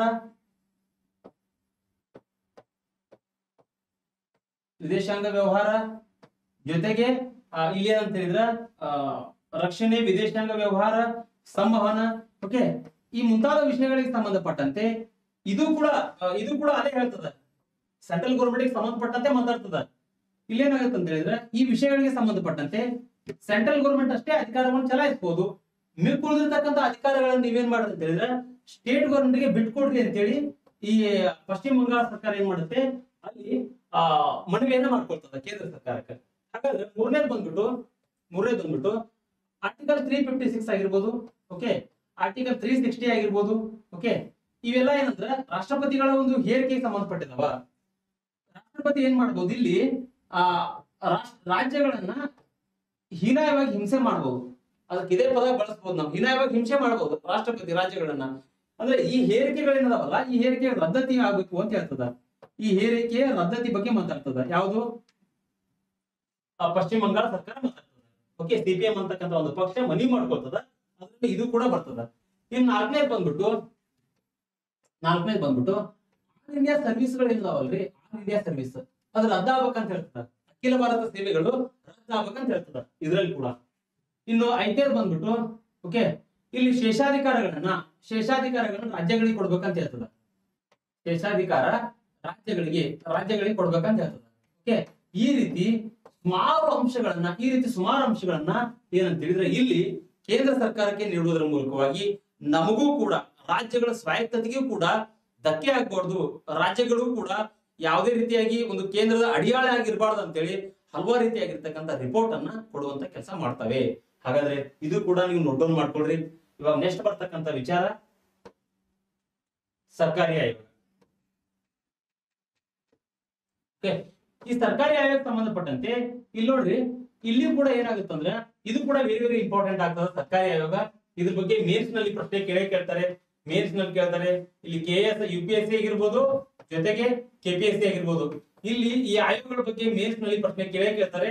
ಓಕೆ, ನೀವು ಇವುಗಳನ್ನ ಸರಿಯಾಗಿ ನೋಟ್ಸ್ ಮಾಡ್ಕೊಂಡು ಓದಬೇಕು. ಓಕೆ, ಹಾಗಾದ್ರೆ ಇಲ್ಲಿ ಮುಖ್ಯವಾಗಿ ಸರ್ಕಾರಿ ಆಯೋಗ ಸುಪ್ರೀಂ ಕೋರ್ಟ್ ನ ನ್ಯಾಯಮೂರ್ತಿ ಒಂದು ತ್ರಿಸದಸ್ಯವನ್ನು ಮಾಡ್ಕೊಂಡು ತ್ರಿಸದಸ್ಯರ ಒಂದು ನೇತೃತ್ವದೊಳಗಡೆ ಸೆಂಟ್ರಲ್ ಗೌರ್ಮೆಂಟ್ ಗೆ ಒಂದು ರಿಪೋರ್ಟ್ ಅನ್ನು ಕೊಡ್ತಾರೆ. ಆ ರಿಪೋರ್ಟ್ ಏನೆಲ್ಲ ಅಂಶಗಳನ್ನ ಒಳಗೊಂಡಿದೆ, ಏನೆಲ್ಲ ಮಾಹಿತಿಗಳನ್ನ ಒಳಗೊಂಡಿದೆ ಅಂತ ಹೇಳಿದ್ರೆ ಇಲ್ಲಿ ನೋಡ್ರಿ, ಶಿಫಾರಸುಗಳು ಏನೆಲ್ಲ ಮಾಡ್ಕೊಂಡಿದೆ ಅಂತ ಹೇಳಿದ್ರೆ, ಒಂದು 263ನೇ ವಿಧಿ ಅದಲ್ರಿ, ಅಂತರ್ ಸರ್ಕಾರಿ ಮಂಡಳಿ ಅಂತಕ್ಕಂಥದ್ದು ಏನದಲ್ಲ, ಅದ್ರ ಬಗ್ಗೆ ನೀವ್ ಏನ್ ಮಾಡ್ಬೇಕು, ಶಾಶ್ವತ ಅಂತಾರಾಜ್ಯ ಮಂಡಳಿ ರಚನೆ ಆಗ್ಬೇಕಂತ ಹೇಳ್ತದ. ಅಂದ್ರೆ ಅಂತರ್ ಸರ್ಕಾರಿ ಮಂಡಳಿ ಅದು ಬಿಟ್ಟು ಶಾಶ್ವತ ಅಂತಾರಾಜ್ಯ ಮಂಡಳಿ ರಚನೆ ಆಗ್ಬೇಕಂತ ರೆಕಮೆಂಡೇಶನ್ಸ್ ಕೊಡ್ತದೆ ಸರ್ಕಾರಿ ಆಯೋಗ. ಈಗ ಇನ್ನೊಂದು ಆರ್ಟಿಕಲ್ 356 ಏನದಲ್ರಿ, ಆರ್ಟಿಕಲ್ 356 ಇದು ಆಕ್ಚುಲಿ ಏನಂತ ಹೇಳಿದ್ರೆ ರಾಷ್ಟ್ರಪತಿ ಆಡಳಿತದ ವಿರುದ್ಧ. ನೋಡ್ರಿ, ಎಲ್ಲಾ ಆಯೋಗಗಳಲ್ಲಿ ಸಹಿತ ಒಂದ್ ಪದ ಅದ ಏನ್ ಹೇಳ್ರಿ, ರಾಷ್ಟ್ರಪತಿ ಆಡಳಿತದ ವಿರುದ್ಧ. ಪ್ರತಿಯೊಂದು ಆಯೋಗ ಕೂಡ ಅಲ್ಲಿ ಏನ್ ಮಾಡ್ತಾ ಇದೆ, ನಮಗ್ ಬೇಡ ಅಂತೇಳಿ ಅಲ್ಲಿ ರಿಪೋರ್ಟ್ ನಲ್ಲಿ ಉಲ್ಲೇಖ ಮಾಡ್ತಾ ಇದೆ. ಯಾಕೆ ಹೇಳ್ರಿ, ಈ ರಾಷ್ಟ್ರಪತಿ ಆಡಳಿತ ಒಂದ್ ಏನ್ ಹೇಳ್ತಾ ಇದ್ರಲ್ಲ, ಅದು ಕೂಡ ಏನಂತ ಹೇಳಿದ್ರೆ ಅನಾಗರಿಕತೆಯಿಂದ ಕೂಡಿರ್ತದ. ಎಲ್ಲೋ ಒಂದು ರಾಜ್ಯಗಳ ಒಂದು ಸ್ವಾಯತ್ತತೆಗೆ ಧಕ್ಕೆ ಆಗ್ತದ ಅಂತೇಳಿ ಈ ರಿಪೋರ್ಟ್ ನಲ್ಲಿ ಕೂಡ ಮಾಹಿತಿ ಕೊಡ್ತಕ್ಕಂಥ ಕೆಲಸ ಮಾಡ್ತದ. ಹಾಗಾದ್ರೆ ಅಖಿಲ ಭಾರತ ಸೇವೆಗಳೇನದಾವಲ್ಲ, ಈ ಅಖಿಲ ಭಾರತ ಸೇವೆಗಳಿಗೆ ಸಂಬಂಧಪಟ್ಟಂತೆ ರಾಜ್ಯಗಳಿಗೆ ಕೂಡ ಸ್ಟೇಟ್ ಗೌರ್ಮೆಂಟ್ ಗಳಿಗೂ ಕೂಡ ಪವರ್ ಕೊಡ್ಬೇಕಂತ ಹೇಳಿ ಈ ರಿಪೋರ್ಟ್ ನಲ್ಲಿ ಮಾಹಿತಿಯನ್ನು ನೀಡಲಾಗ್ತದ. ಇವು ಮೂರನ್ನು ಕೂಡ ನೋಟ್ ಡೌನ್ ಮಾಡ್ಕೊಳ್ರಿ, ಯಾಕಂದ್ರೆ ಇಂಪಾರ್ಟೆಂಟ್ ಆಗ್ತವೆ. ಓಕೆ, ಹಾಗಾದ್ರೆ ಇದರಲ್ಲಿ ಇನ್ನು 4ನೇ ಶಿಫಾರಸು ಏನಂದ್ರೆ ಶೇಷಾಧಿಕಾರ. ಇಲ್ಲಿ ನೋಡ್ರಿ, ಶೇಷಾಧಿಕಾರ ಅಂತಕ್ಕಂಥದ್ದು ನೀವ್ ಏನ್ ಮಾಡಿದ್ರಿ, ಈ ಹಿಂದ್ಗಡೆ ಪಾರ್ಲಿಮೆಂಟ್ ತಗೊಳ್ತಾ ಇತ್ತಲ್ರಿ, ಶೇಷಾಧಿಕಾರವನ್ನ ಪಾರ್ಲಿಮೆಂಟ್ ಗೆ ನೀಡಲಾಗಿದೆ. ಅದೇ ರೀತಿಯಾಗಿ ಈ ಶೇಷಾಧಿಕಾರನಲ್ಲಿ ಸಮವರ್ತಿ ಪಟ್ಟಿ ಆಗಿರ್ಬೋದು, ಇಲ್ಲಿ ನೋಡ್ರಿ ಕೇಂದ್ರ ಪಟ್ಟಿ ಸೆಂಟ್ರಲ್ ಲಿಸ್ಟ್ ಆಗಿರ್ಬೋದು, ಓಕೆ ಸ್ಟೇಟ್ ಲಿಸ್ಟ್ ಆಗಿರ್ಬೋದು, ಜೊತೆಗೆ ಕನ್ಕರೆಂಟ್ ಲಿಸ್ಟ್, ಈ ಮೂರೂ ಲಿಸ್ಟ್ ಅನ್ನ ಹೊರತುಪಡಿಸಿ ಮಿಕ್ಕುಳಿದಿರ್ತಕ್ಕಂಥ ಪವರ್ ಏನ್ ಬರ್ತಲ್ಲ ಅದನ್ನ ನಾವು ಶೇಷಾಧಿಕಾರ ಅಂತ ಹೇಳ್ತೇವೆ. ಶೇಷಾಧಿಕಾರ, ಈ ಶೇಷಾಧಿಕಾರವನ್ನು ನಾವು ಆಕ್ಚುಲಿ ಬಿಫೋರ್ ಇಂಡಿಪೆಂಡೆನ್ಸ್ 1935 ಆಕ್ಟ್ ಪ್ರಕಾರ ಇಲ್ಲಿ ಗವರ್ನರ್ಗೆ ನೀಡಲಾಗಿತ್ತು. ಬಟ್ ಇವಾಗ ಯಾರು ನೀಡಲಾಗಿದೆ, ಇವಾಗ ಪಾರ್ಲಿಮೆಂಟ್ಗೆ, ಸಂಸತ್ತಿಗೆ ಈ ಶೇಷಾಧಿಕಾರಗಳನ್ನು ನೀಡಲಾಗಿದೆ. ಶೇಷಾಧಿಕಾರವನ್ನ ಸ್ಟೇಟ್ ಗೌರ್ಮೆಂಟ್ಗೂ ಸಹಿತ ನೀವು ಕೊಡ್ರಿ ಅಂತೇಳಿ ಇದು ರಿಕಮೆಂಡೇಶನ್ಸ್ ಗಳನ್ನ ಮಾಡ್ತದ. ಇನ್ನು ಇಲ್ಲಿ ಒಂದು ರಾಜ್ಯ ಮಸೂದೆಯನ್ನ ಮಾಡ್ಬೇಕಾಗಿತ್ತು ಅಂತ ಹೇಳಿದ್ರೆ, ರಾಜ್ಯ ಮಸೂದೆಗೆ ಒಂದು ಅಂಕಿತವನ್ನು ನೀಡಬೇಕಾಗಿತ್ತು ಅಂತ ಹೇಳಿದ್ರೆ ರಾಷ್ಟ್ರಪತಿಗಳು ಏನ್ ಮಾಡ್ಬೋದು, ಅವುಗಳನ್ನ ತಿರಸ್ಕಾರ ಮಾಡ್ಬೋದು, ವಿಟೋ ಪವರ್ಸ್ ಗಳನ್ನ ಯೂಸ್ ಮಾಡ್ಬೋದು. ಬಟ್ ಅದು ಕಡಿಮೆ ಆಗ್ಬೇಕು, ಆ ಪವರ್ ಅನ್ನ ಕುಲಂಕುಷವಾಗಿ ಚರ್ಚೆ ಮಾಡಿ ರಾಜ್ಯಗಳ ಹಿತಾಸಕ್ತಿ ಆಧಾರದ ಮೇಲೆ ನೀಡಬೇಕು ಅಂತೇಳಿ ಈ ಕಮಿಟಿ ರಿಪೋರ್ಟ್ ಕೊಡ್ತದ. ಆಮೇಲೆ ರಾಷ್ಟ್ರೀಯ ಅಭಿವೃದ್ಧಿ ಮಂಡಳಿ ಏನಿತ್ತಲ್ರಿ ಅದನ್ನ ನೀವು ರಾಷ್ಟ್ರೀಯ ಆರ್ಥಿಕ ಅಭಿವೃದ್ಧಿ ಮಂಡಳಿ ಅಂತೇಳಿ ಮಾಡ್ಬೇಕಂತೇಳಿ ಈ ರಿಪೋರ್ಟ್ ನಲ್ಲಿ ಮಾಹಿತಿಯನ್ನು ನೀಡಲಾಗ್ತದ. ಇವೆಲ್ಲವುಗಳನ್ನ ನೋಟ್ ಡೌನ್ ಮಾಡ್ಕೊಳ್ರಿ, ನೀವು ಇಂಪಾರ್ಟೆಂಟ್ ಆಗ್ತದ. ಇಲ್ಲಿ ಸಮವರ್ತಿ ಪಟ್ಟಿ ಅಂತಕ್ಕಂಥ 7ನೇದು ಏನಂದ್ರೆ ಇದನ್ರಿ ರೆಕಮೆಂಡೇಶನ್ಸ್. ಸಮವರ್ತಿ ಪಟ್ಟಿ ಅಂತಕ್ಕಂಥದ್ದು ಏನದಲ್ರಿ ಕನ್ಕರೆಂಟ್ ಲಿಸ್ಟ್. ಈ ಕನ್ಕರೆಂಟ್ ಲಿಸ್ಟ್ ಅನ್ನ ನೀವು ಮಾಡ್ಬೇಕಂತ ಹೇಳಿದ್ರೆ ಕೇಂದ್ರ ಮತ್ತು ರಾಜ್ಯಗಳೊಂದಿಗೆ ಒಂದು ಚರ್ಚೆ ಆಗ್ಬೇಕು, ಸಮಾಲೋಚನೆ ಆಗ್ಬೇಕು. ಸಮಾಲೋಚನೆಯನ್ನು ಮಾಡ್ಕೊಳ್ಳೋದ್ರ ಮೂಲಕವಾಗಿ ಕನ್ಕರೆಂಟ್ ಲಿಸ್ಟ್ ನಲ್ಲಿ ಇರತಕ್ಕಂಥ ವಿಷಯಗಳ ಮೇಲೆ ಕಾಯ್ದೆ ಕಾನೂನುಗಳನ್ನು ರೂಪಿಸಬಹುದು ಅಂತೇಳಿ ರೆಕಮೆಂಡೇಶನ್ಸ್ ಗಳನ್ನ ಮಾಡ್ತದ. ಆಮೇಲೆ ರಾಜ್ಯಪಾಲರ ಪಾತ್ರದ ಬಗ್ಗೆ ಈ ಗವರ್ನರ್ ಅಂತಕ್ಕಂಥವ್ರು ಏನದಾರಲ್ರಿ ಸುಮಾರು ದಿನಗಳಿಂದ ಈ ಗವರ್ನರ್ ನ ತುಂಬಾ ಮಿಸ್ಯೂಸ್ ಮಾಡ್ಕೊಳ್ತಾ ಇದೆ ಸೆಂಟ್ರಲ್ ಗೌರ್ಮೆಂಟ್. ಯಾವ ರೀತಿಯಾಗಿ ತನ್ನ ಅಧಿಕಾರದ ಒಂದು ಸದ್ಬಳಕೆಗೋಸ್ಕರ ಅಧಿಕಾರ ಅನ್ಕೊಳ್ಳುವ ಅಧಿಕಾರ ಅನ್ನುವ ಉದ್ದೇಶಕ್ಕೋಸ್ಕರ ಯಾವೆಲ್ಲ ರಾಜ್ಯಗಳಲ್ಲಿ ತನಗೆ ಯಾವ ರೀತಿಯಾಗಿರ್ತಕ್ಕಂಥ ಗವರ್ನರ್ ಬೇಕಲ್ಲ, ಆ ಗವರ್ನರ್ ಹೇಳಿದ ಮಾತು ಕೇಳೋನ್ ಬೇಕಲ್ಲ, ಅಂತಹ ಗವರ್ನರ್ ಅನ್ನ ನೇಮಕ ಮಾಡ್ತಾ ಇದೆ ಸೆಂಟ್ರಲ್ ಗೌರ್ಮೆಂಟ್. ಅದ್ರ ಬಗ್ಗೆ ಕೂಡ ಮಾತಾಡ್ತದೆ ಯಾವುದು ಸರ್ಕಾರಿ ಕಮಿಷನ್. ಅದೇ ರೀತಿಯಾಗಿ ರಾಜ್ಯದ ಮುಖ್ಯಮಂತ್ರಿಯೊಂದಿಗೆ ಕೂಡ ಚರ್ಚೆ ಮಾಡಬೇಕು. ಯಾರು? ಗವರ್ನರ್. ನೀವು ಗವರ್ನರ್ ಅನ್ನ ನೇಮಕ ಮಾಡ್ಬೇಕಾಗಿತ್ತು ಅಂತ ಹೇಳಿದ್ರ ಈ ಗವರ್ನರ್ ಅನ್ನ ನೇಮಕ ಮಾಡುವಂತ ಸಂದರ್ಭದಲ್ಲಿ ಇಲ್ಲೇನಾಗುತ್ತೆ, ನೀವು ಸಂಬಂಧಪಟ್ಟಿರ್ತಕ್ಕಂತಹ ರಾಜ್ಯದ ಒಂದು ಸಿಎಂ ಜೊತೆ ಚರ್ಚೆ ಮಾಡ್ಬೇಕು ನೀವು, ಹೌದಲ್ವಾ? ಯಾಕಂತ ಹೇಳಿದ್ರೆ ಅವರು ಕೂಡ ಗವರ್ನರ್ ಆಗಿರ್ಬೋದು, ಸಿಎಂ ಆಗಿರ್ಬೋದು, ಓಕೆ ಕೌನ್ಸಿಲ್ ಆಫ್ ಮಿನಿಸ್ಟರ್ಸ್ ಆಗಿರ್ಬೋದು, ಅವರೆಲ್ಲರೂ ಕೂಡ ಒಂದು ವಿಧಾನಸಭೆ ಒಂದು ಅವಿಭಾಜ್ಯ ಅಂಗ. ಹೀಗಿದ್ದಾಗ ನೀವು ರಾಜ್ಯಪಾಲರನ್ನ ನೇಮಕ ಮಾಡ್ತಾ ಇದ್ರಲ್ಲಪ್ಪ, ಸಿಎಂ ಜೊತೆ ಚರ್ಚೆ ಮಾಡ್ಬಿಟ್ಟು ಆ ರಾಜ್ಯಪಾಲರನ್ನ ನೇಮಕ ಮಾಡಿದೆ ಅಂತೇಳಿ ರೆಕಮೆಂಡೇಶನ್ಸ್ ಹೇಳ್ತದೆ ಇದು. ಆಮೇಲೆ ರಾಜ್ಯಪಾಲರ ನೇಮಕ ಮಾಡ್ಬೇಕಾಗಿತ್ತು ಅಂತ ಹೇಳಿದ್ರೆ ಸಂಬಂಧಪಟ್ಟಿರ್ತಕ್ಕಂಥ ರಾಜ್ಯಕ್ಕೆ ಸೇರಿರಬಾರ್ದು ಅಂತೇಳಿ ರೆಕಮೆಂಡೇಶನ್ಸ್ ಕೊಡ್ತದ. ಜೊತೆಗೆ ಈ ರಾಜ್ಯಪಾಲರಿಗೆ ಸಂಬಂಧಪಟ್ಟಂತೆ ಈ ರಾಜ್ಯಪಾಲರನ್ನ ಹಂಗ ನೇಮಕ ಮಾಡಬೇಡ್ರಿ, ನೀವು ಸಿಕ್ಕಂಗ ನೀವು ಈ ರಾಜ್ಯಪಾಲರ ನೇಮಕ ಮಾಡ್ಬೇಕಾಗಿತ್ತು ಅಂತ ಹೇಳಿದ್ರೆ ಅವ್ರು ಸೋಷಿಯಲ್ ಸರ್ವಿಸ್ ಮಾಡಿರ್ಬೇಕು, ಸಮಾಜದ ಬಗ್ಗೆ ಅವ್ರಿಗೆ ಕಳ್ಕಳಿ ಇರ್ಬೇಕು, ಸಮಾಜಮುಖಿಯಾಗಿ ಅವರು ಕೆಲಸವನ್ನು ಮಾಡಿರ್ಬೇಕು.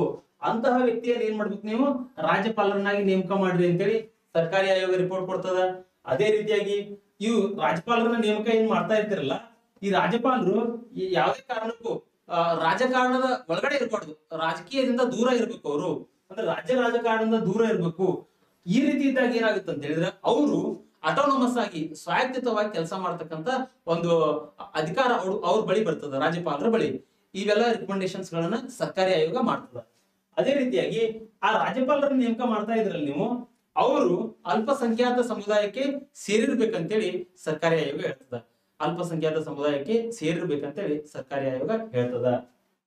ಹಾಗಾದ್ರೆ ಎಲ್ಲಾ ಅಂಶಗಳು ಏನದಾವಲ್ರಿ ಸರ್ಕಾರಿ ಆಯೋಗದ ಒಂದು ರೆಕಮೆಂಡೇಶನ್ಸ್ ಏನದಾವಲ್ಲ ಅವೆಲ್ಲವುಗಳು ಸಹಿತ ಏನಂತ ಹೇಳಿದ್ರೆ ಕೇಂದ್ರ ಸರ್ಕಾರ ಅಳವಡಿಸ್ಕೊಳ್ತದ. ಆ ಉದ್ದೇಶಕ್ಕ ಈ ಆಯೋಗಗಳ ಬಗ್ಗೆ ನೀವು ನೋಟ್ ಡೌನ್ ಮಾಡ್ಕೊಳ್ಬೇಕು. ಇನ್ನು ತ್ರಿಭಾಷಾ ಸೂತ್ರ, ನೋಡ್ರಿ ತ್ರಿಭಾಷಾ ಸೂತ್ರವನ್ನ ಪಾಲಿಸ್ಬೇಕಂತ ಹೇಳ್ತದ. ಯಾಕಂತ ಹೇಳಿದ್ರೆ ಇಲ್ಲಿ ನೋಡ್ರಿ ಕನ್ನಡ ಆಗಿರ್ಬೋದು, ಕನ್ನಡ ಇಂಗ್ಲಿಷು ತ್ರಿಭಾಷೆಗಳದಾವ. ಇಲ್ಲಿ ತ್ರಿಭಾಷೆಗೆ ಸಂಬಂಧಪಟ್ಟಂತೆ ಪ್ರತಿಯೊಂದು ರಾಜ್ಯ ಕೂಡ ತ್ರಿಭಾಷಾ ಸೂತ್ರವನ್ನು ಪಾಲಿಸ್ಬೇಕಂತ ಹೇಳ್ತದ. ಅದೇ ರೀತಿಯಾಗಿ ರಾಜ್ಯಸಭೆಯ ಪಾತ್ರ ಆಗಿರ್ಬೋದು, ರಾಜ್ಯಸಭೆಗೆ ಸಂಬಂಧಪಟ್ಟಿರ್ತಕ್ಕಂಥದ್ದಾಗಿರ್ಬೋದು, ರಾಜ್ಯಗಳನ್ನ ಪುನರ್ವಿಂಗಡಣೆ ಮಾಡ್ತಕ್ಕಂಥದ್ದಾಗಿರ್ಬೋದು, ಇವೆಲ್ಲವುಗಳನ್ನ ಕೇಂದ್ರ ಸರ್ಕಾರ ಮಾಡಬಹುದು, ಸೆಂಟ್ರಲ್ ಗೌರ್ಮೆಂಟ್ ಮಾಡಬಹುದು ಅಂತೇಳಿ ಸರ್ಕಾರಿ ಆಯೋಗ ರೆಕಮೆಂಡೇಶನ್ಸ್ ಗಳನ್ನ ಕೊಡ್ತದ. ಓಕೆ, ಅದೇ ರೀತಿಯಾಗಿ ಇನ್ನು ನೆಕ್ಸ್ಟ್ ಬರ್ತಕ್ಕಂಥದ್ದು ಆಕ್ಚುಲಿ ಇಲ್ಲಿ ನೋಡ್ರಿ ನೆಕ್ಸ್ಟ್ ಬರ್ತಕ್ಕಂಥದ್ದು ಯಾವ್ದು ಅಂತ ಹೇಳಿದ್ರೆ ಮದನ್ ಮೋಹನ್ ಪುಂಚೆ ಆಯೋಗ. ಈ ಪುಂಚೆ ಆಯೋಗದ ಬಗ್ಗೆನೂ ಕೂಡ ನಿಮ್ಗೆ ಮಾಹಿತಿ ಹೇಳ್ತೇನೆ ನಾನು. ಯಾಕಂತ ಹೇಳಿದ್ರೆ ಈ ಆಯೋಗ ಕೂಡ ಇಂಪಾರ್ಟೆಂಟ್ ಆಗ್ತದ. ಇದ್ರ ಬಗ್ಗೆ ತುಂಬಾ ಮಾಹಿತಿಯನ್ನು ಕೊಡ್ಬೇಕು ನಿಮಗೆ ನಾನು. ಆ ಉದ್ದೇಶಕ್ಕೋಸ್ಕರ ಇವತ್ತಿನ ತರಗತಿಯನ್ನ ರಿವೈಸ್ ಮಾಡ್ರಿ, ಓದಿರ್ತಕ್ಕಂಥ ವಿಷಯವನ್ನ ರಿವೈಸ್ ಮಾಡ್ರಿ. ಪ್ರತಿದಿನ ನಾ ಏನ್ ಹೇಳ್ಕೊಟ್ಟಿದ್ದೀನಲ್ಲ, ನಾ ಹೇಳ್ಕೊಟ್ಟಿರ್ತಕ್ಕಂಥ ವಿಷಯವನ್ನು ಓದ್ರಿ. ಅದ್ರ ಜೊತೆಗೆ ನೀವೇನ್ ಮಾಡ್ರಿ ಅಂತ ಹೇಳಿದ್ರೆ ಸಂಬಂಧಪಟ್ಟಿರ್ತಕ್ಕಂಥ ಪುಸ್ತಕಗಳನ್ನ ಏನ್ ಮಾಡ್ರಿ ಅಂತ ಹೇಳಿದ್ರೆ ಅಧ್ಯಯನವನ್ನು ಮಾಡಿದಾಗ ಮಾತ್ರ ಕಾನ್ಸೆಪ್ಟ್ ಕ್ಲಿಯರಿಟಿ ಆಗ್ತದ. ಈಗಾಗಲೇ ಹೇಳಿದೀನಿ, ನಂದು ಟೆಲಿಗ್ರಾಮ್ ಬಂದ್ಬಿಟ್ಟು ಸ್ಪರ್ಧಾ ಯೂತ್ ಅಂತ ಹೇಳಿ, ಈ ಟೆಲಿಗ್ರಾಮ್ ನೀವು ಜಾಯ್ನ್ ಆಗ್ಬೋದು. ಓಕೆ, ಸ್ಪರ್ಧಾ ಯೂತ್. ಈಗಾಗಲೇ ನಾನು ಈ ಟೆಲಿಗ್ರಾಮ್ ದಲ್ಲಿ ಸುಮಾರು ಜನ ಆದರೆ, ಸುಮಾರು 1500 ಜನ ಆದರೆ. ಓಕೆ, ಸ್ಪರ್ಧಾ ಯೂತ್ ಈ ಟೆಲಿಗ್ರಾಮ್ ದಲ್ಲಿ ನೀವು ಜಾಯ್ನ್ ಆದ್ರೆ ನಿಮ್ಗೆ ಏನಂತ ಹೇಳಿದ್ರೆ ಡೈಲಿ ಕರೆಂಟ್ ಅಫೇರ್ಸ್ ಆಗಿರ್ಬೋದು, ಡೈಲಿ ಕರೆಂಟ್ ಅಫೇರ್ಸ್ ಗಳನ್ನ ಮತ್ತೆ ಇದಕ್ಕೆ ಸಂಬಂಧಪಟ್ಟಿರ್ತಕ್ಕಂಥ ಏನ್ ವಿಷಯ ಹೇಳಿದ್ನಲ್ಲ ಇದಕ್ಕೆ ನಾನು ಆಕ್ಚುಲಿ MCQ ಪ್ರಶ್ನೆಗಳನ್ನ ನೀಡ್ಲಿಕ್ಕೆ ಆಗೋದಿಲ್ಲ, ಯಾಕಂದ್ರೆ ಸಮಯದ ಅಭಾವ ಇರುತ್ತಲ್ಲ. ಪ್ರಿವಿಯಸ್ ಇಯರ್ ನಲ್ಲಿ ಏನೆಲ್ಲ ಪ್ರಶ್ನೆಗಳನ್ನು ಕೇಳಿದ್ದಾರೆ ಅದನ್ನ ಏನ್ ಮಾಡ್ತೇನೆ ಟೆಲಿಗ್ರಾಮ್ ದಲ್ಲಿ ಹಾಕ್ತೇನೆ. ನೀವೆಲ್ಲಿ ಈಜಿಯಾಗಿ ಆನ್ಸರ್ ಮಾಡ್ಬೋದು, ಈಜಿಯಾಗಿ ನೀವು ಉತ್ತರಗಳನ್ನ ನೀಡ್ತಕ್ಕಂಥ ಕೆಲಸ ಮಾಡ್ಬೋದು. ಆ ಉದ್ದೇಶಕ್ಕೋಸ್ಕರ ಟೆಲಿಗ್ರಾಮ್ಗೆ ಜಾಯ್ನ್ ಆಗಿದೆ ಅಂತ ಹೇಳ್ತಾ, ಇದುವರೆಗೂ ಕೂಡ ಕ್ಲಾಸ್ ಅನ್ನು ಕೇಳಿದ್ದಕ್ಕೆ ಎಲ್ಲರಿಗೂ ಕೂಡ ಧನ್ಯವಾದಗಳು.